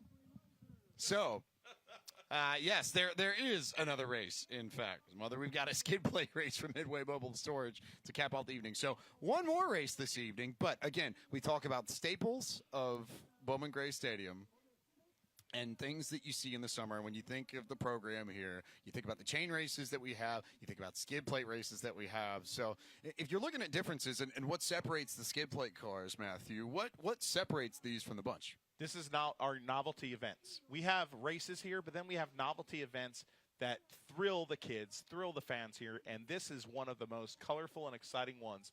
They don't have rear wheels, okay? They've got plates that prevent them from having that. So let's kind of, we'll see it. They're going to be sparking and sliding. The front wheels, they're front-wheel drive cars, carry the cars through the corners. The rear wheels just slide. Let's give you the starting lineup. Starting first in that number 1 Solutions Inc. number 50, Jimmy Walker. Starting second, Ronald Mosier. He's a great here at Bowman Gray Stadium. Jeffrey Mosier, the Mosier family, starts third. Corey Wyatt, Mark Spriggs in a number 1. And Adam Moore, trying to sweep the season, starts in the rear of the field in the number 12. You know, Matthew, I've got some friends that are really big into drift racing, and I feel like if you're a big drift racing fan and all the sliding that they do in turns, this is the kind of racing for you, because you're going to see these cars just hang the rear ends all out left, right, and center. The difference is that we'll have sparks instead of smoke. 4, 3, 2, 1. Let's go. Matt Gary, the green, and we're underway. This Midway Mobile Storage Skid Race. Well, you saw it right there. The cars soar into turn number 1 and 2 sideways because the rear wheels, they don't work. They've got skid plates on them. The number 49 already jumping out to the lead. That's Jeffrey Mosier. Big trouble in turn number 3. Massive carnage. Oh, the leader spun over in the north turn as well. So he jumped out so far, he was clear by about 4 or 5 seconds. They're spinning everywhere. It's like those tilt-a-whirl rides you see at the county fair almost. Dreidel, dreidel, dreidel. A dreidel I will play. They're all spinning around like tops here at Bowman Gray Stadium. It's a bunch of 360s, and right now back to the lead right now, Mark Spriggs in the number 1 car. So Mark Spriggs is in front. I think we found out very quickly. Jeffrey Moser probably has the best straight line speed out of anybody here. And to just glance it off the fence and treat it like a dirt track. I think of Kyle Larson at Eldora a few years ago. He's going to try and go and just ride the fence and try and make it. But I wonder if maybe Mark Spriggs is taking a stage out of his playbook and he goes around in the back. The leader has spun It's hard to keep these things from going sideways. Mosier takes the lead again, Jeffrey Mosier, but don't look now. Here comes the skid plate king, the number 12 of Adam Moore, who's won all the skid plate races this year. He won in May. He won in June. Can he win in August? Looks like fireworks almost out there, right? A little bit, maybe. Yeah, I like it, man. This is a spark show here. They're crashing all over. They're spinning all over now. This is a battle for the lead into turn number 3. Mosier against the wall. Leaning that right rear tire up against that Armco barrier right now, keeping that lead. Fans are loving it. He is a rocket down the straightaways. Tell you what, he's just gone here. But he's got lap traffic he's going to have to deal with. Mark Spriggs is there, your former race leader, who's just sort of stuck up on the fence. So they're all trying to tiptoe on the wall through the corner, and then they go into it, and it's just boom, down the straightaway they go. Oh, this is absolutely awesome. Here comes Adam Moore. Adam Moore, oh, a spin in front of the leader. The leader gets into the wall. Adam Moore ducks to the bottom. Now they're side by side. Sparks are flying coming out of turn number 4, but Adam Moore spins. Moore goes around, and that's going to leave the door open for Jeffrey Mosier to spin over in the south turn. Your leader spun. I think the lead is not a safe place to be. I figured that out. So does that make Adam Moore that puts it back in second? So that's a battle for position right there that you see on your screens, I believe, until Adam Moore spins out. Yeah. All right, I jinxed that. The 50's lap down. The 50's lap down. Mosier returns back to the lead. He is in the wall. That is Adam Moore that you're seeing on your screen, the number 12. There is Mosier just coming off that wall right there. White flag is out one more time around for the white number 49 in turn 1 and 2, but he is spun. He has got his foot back in the gas. Can he get it settled back? Adam Moore going to pass him on the outside, taking the lead. Can Adam Moore hang on to this through 3 and 4 and break the streak of Jeffrey Mosier? One more corner to go. He'll slow up, and he's going to tiptoe through this every ounce of caution as Mosier's going to fly in and spin around on the entry to the north turn, and that should hand it to Adam Moore, who will literally shower the start-finish line in sparks and win the final race of the evening. The Midway Mobile Storage skid plate race did not disappoint. Adam Moore, the clean sweep of the 2023 season for the skid plate mobile Midway Storage skid plate race. Oh, what a year it's been for the driver, the number 12. Sparks, sparks, and sparks. Sparks fly. Sparks fly. We had to get the Taylor Swift reference in, right? I know. Taylor Swift had a big show, too, like hundreds of thousands of people. But I was at Metallica, dude. I'm not going to be sitting here talking about damn Taylor Swift. Taylor Swift, I mean, she's like the Beatles of this era, right? As far as the crowds and the crowds that she pulls in. But this place is like what the Beatles concerts are as to short track racing right here. 17,000 people. Yes. Let's keep focused on the racing. But in turn number 1 and 2, Adam Mosier is doing some big old Jeffrey Mosier's doing some big old burnouts, and now the winner's doing his own donuts on the skid plates. This is just interesting. Front wheel drive burnouts. Well, you don't see that every day. Hey, big win for the hometown auto team, right? And the Way Fellowship getting it all done, and we're in Winston-Salem. Winston-Salem likes cars that have black and gold on them for obvious reasons, right? You know. By the way, I just got a text from our buddy Skip Flores with NASCAR. He said, "I'm just way too invested into this skid plate race right now." Well, Skip, you come here once and you end up in the booth because I know he was here earlier this season, and now you have reasons to pay attention and come back, right? Look at that happiness right there, that joy by Adam Moore winning again in the skid plate race. What a season for the driver, that number 12, and what a year so far of racing here at Bowman Gray Stadium, and oh boy, 8th career skid plate race win for Adam Moore. The most ever skid plate race wins in the history of Bowman Gray Stadium. So the skid plate division, demo derby, such a vital part of Bowman Gray Stadium. Also, a big shout out because I saw him working just as hard at the end of that race as he has all night long. But good to see Eric Messer back after being gone last week. The track photographer here at Bowman Gray. You see a lot of his pictures on social, and really good to have Eric back here and working just as hard as he does. He's one of the few that's equally as prolific in iRacing with the camera as he is in real life. But good to see him here at Bowman Gray physically this time around. I missed him last week, but we're definitely going to go say hi to him in a little bit. Well, hey, folks on Flow Racing, we're going to lock up this broadcast, but before we do, we have a special treat for you. We don't have this in graphics because it's being done in real time, okay? The point standings, okay? This is the penultimate night. Next week, we have a double points night to close the season for the championship. So we're going to give you a little bit of a peek. Of what's we're going into here with the point standings. I'll start out real quick. The Brad's Golf Cars Modified Division. Of course, Chris Fleming with trouble tonight drops him from the points lead to third in points, 17 points back. Your new points leader for the Brad's Golf Cars Modifieds is the Rocket from Tobaccoville, North Carolina, going for championship number 13. He's going into the last race of the season. Your points leader, that is Tim Brown. Brandon Ward, only 7 points back. And on double points night, that's big. Remember, these are all unofficial points. Unofficial. So, unofficial. Let's stress that. But it gives us a good sense of the kind of damage that was done to Chris Fleming's points lead, and it gives us a sense of who's going to have that psychological advantage of going into the last week with the points lead. We talked to drivers earlier who wanted that.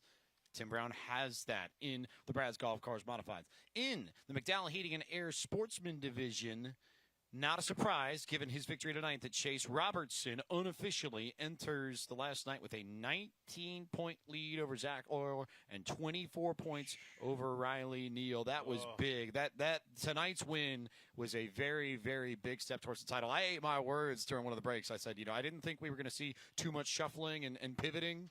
Pivot.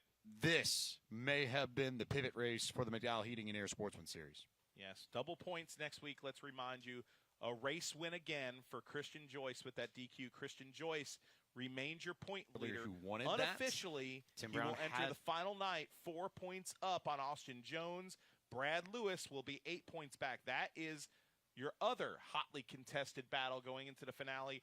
Your stadium stocks right now, it appears that unofficially A.J. Sanders will enter the last night with a 20-point lead over Brendan Lee Brendel. So that is your point standings. I'm going to ask you real quick, because we do it every week. It's a tradition on Bowman Gray Stadium. I know you're a Winston-Salem native, and you talked about how much it meant, but I'm going to ask you something different. I want to ask you what your big takeaway is from what you saw tonight in racing action here at Bowman Gray. I was very prepared for this because I knew you were going to ask something like this. So I have my answer, at least in part, covered. When we talk about takeaways from tonight, is Chase Robertson really going out and putting himself in position to win the Sportsman title in the McDowell Heating and Air Sportsman Series. And then big moment there for Christian Joyce as well, who has done everything he needs to over the course of the last 2 weeks and still hasn't really extended the points gap, but you can't fault him for that. He's gone to victory lane twice. And then I'd be remiss not to bring up Randy Butner winning the modified race. That was pretty neat to see. But as I close out my tenure at Bowman Gray for 2023, you think of all the history this place has, all the people that have come through here, all the great race car drivers and personalities that have graced this famous quarter mile, and to be the first Winston-Salem native to represent this track, this city, this community, these folks at the Triad here to our worldwide audience on Flow Racing is an honor that I will carry with me for a long, long time. And I want to close out my portion of the season here by, I know, but for this season, I want to close out by saying thank you to the folks that helped make it possible at NASCAR, to, in particular, Dan Barker and Matt Strickard with NASCAR Roots, and to you, because I know this doesn't quite happen without a little conversation we had earlier in the year where you went off and started talking about Bowman Gray, and then I sort of stopped you and I said, you realize I'm from Winston-Salem, right? I didn't know. And it just sort of snowballed there, and now here we are. So a big thanks to everybody at NASCAR Roots and you that have made this happen. It's an honor that I've been incredibly privileged to have, and one that I will not forget anytime soon, and I hope I get the chance to do more of it in the future. Well, let's, real quick, we always do this at Bowman Gray Stadium. Let's give a nod to the winners tonight. Street Stock career win number 8 for Christian Joyce after the Brian Sykes Jr. disqualification. First modified twin 25 won by Jason Myers, his 41st career win at Bowman Gray Stadium. The Sportsman Colors Edge 100 won tonight by Chase Robertson, his 8th career stadium win. Second modified race, his 21st of his career by the great Randy Butner. First stadium stock race, Connor Keaton wins his 2nd career race. the second stadium stock race, the A race. Of course, Brandon Lee Brendel, his 29th career win. Classic Modifieds, Johnny Johnson skid plate race. We just saw it. Adam Moore, his 8th career victory. And then the move of the night, and my takeaway for the night, King Kong. Boom, boom, boom, boom. I love the passion by the Tiger, Tommy Neal, and that melee that happened in the Sportsman race, which was the featured event of the night, the Colors Edge 100, and it didn't disappoint. Folks, for James Pike, for everybody here, of course, our hardworking crew, Letty Kavlin, of course, Justin Mincy at home, that helps us out so much, recovering from Achilles surgery. Lucas Kaler and Hope up on cameras, the static camera. Skipper McQuagg, the speed camera.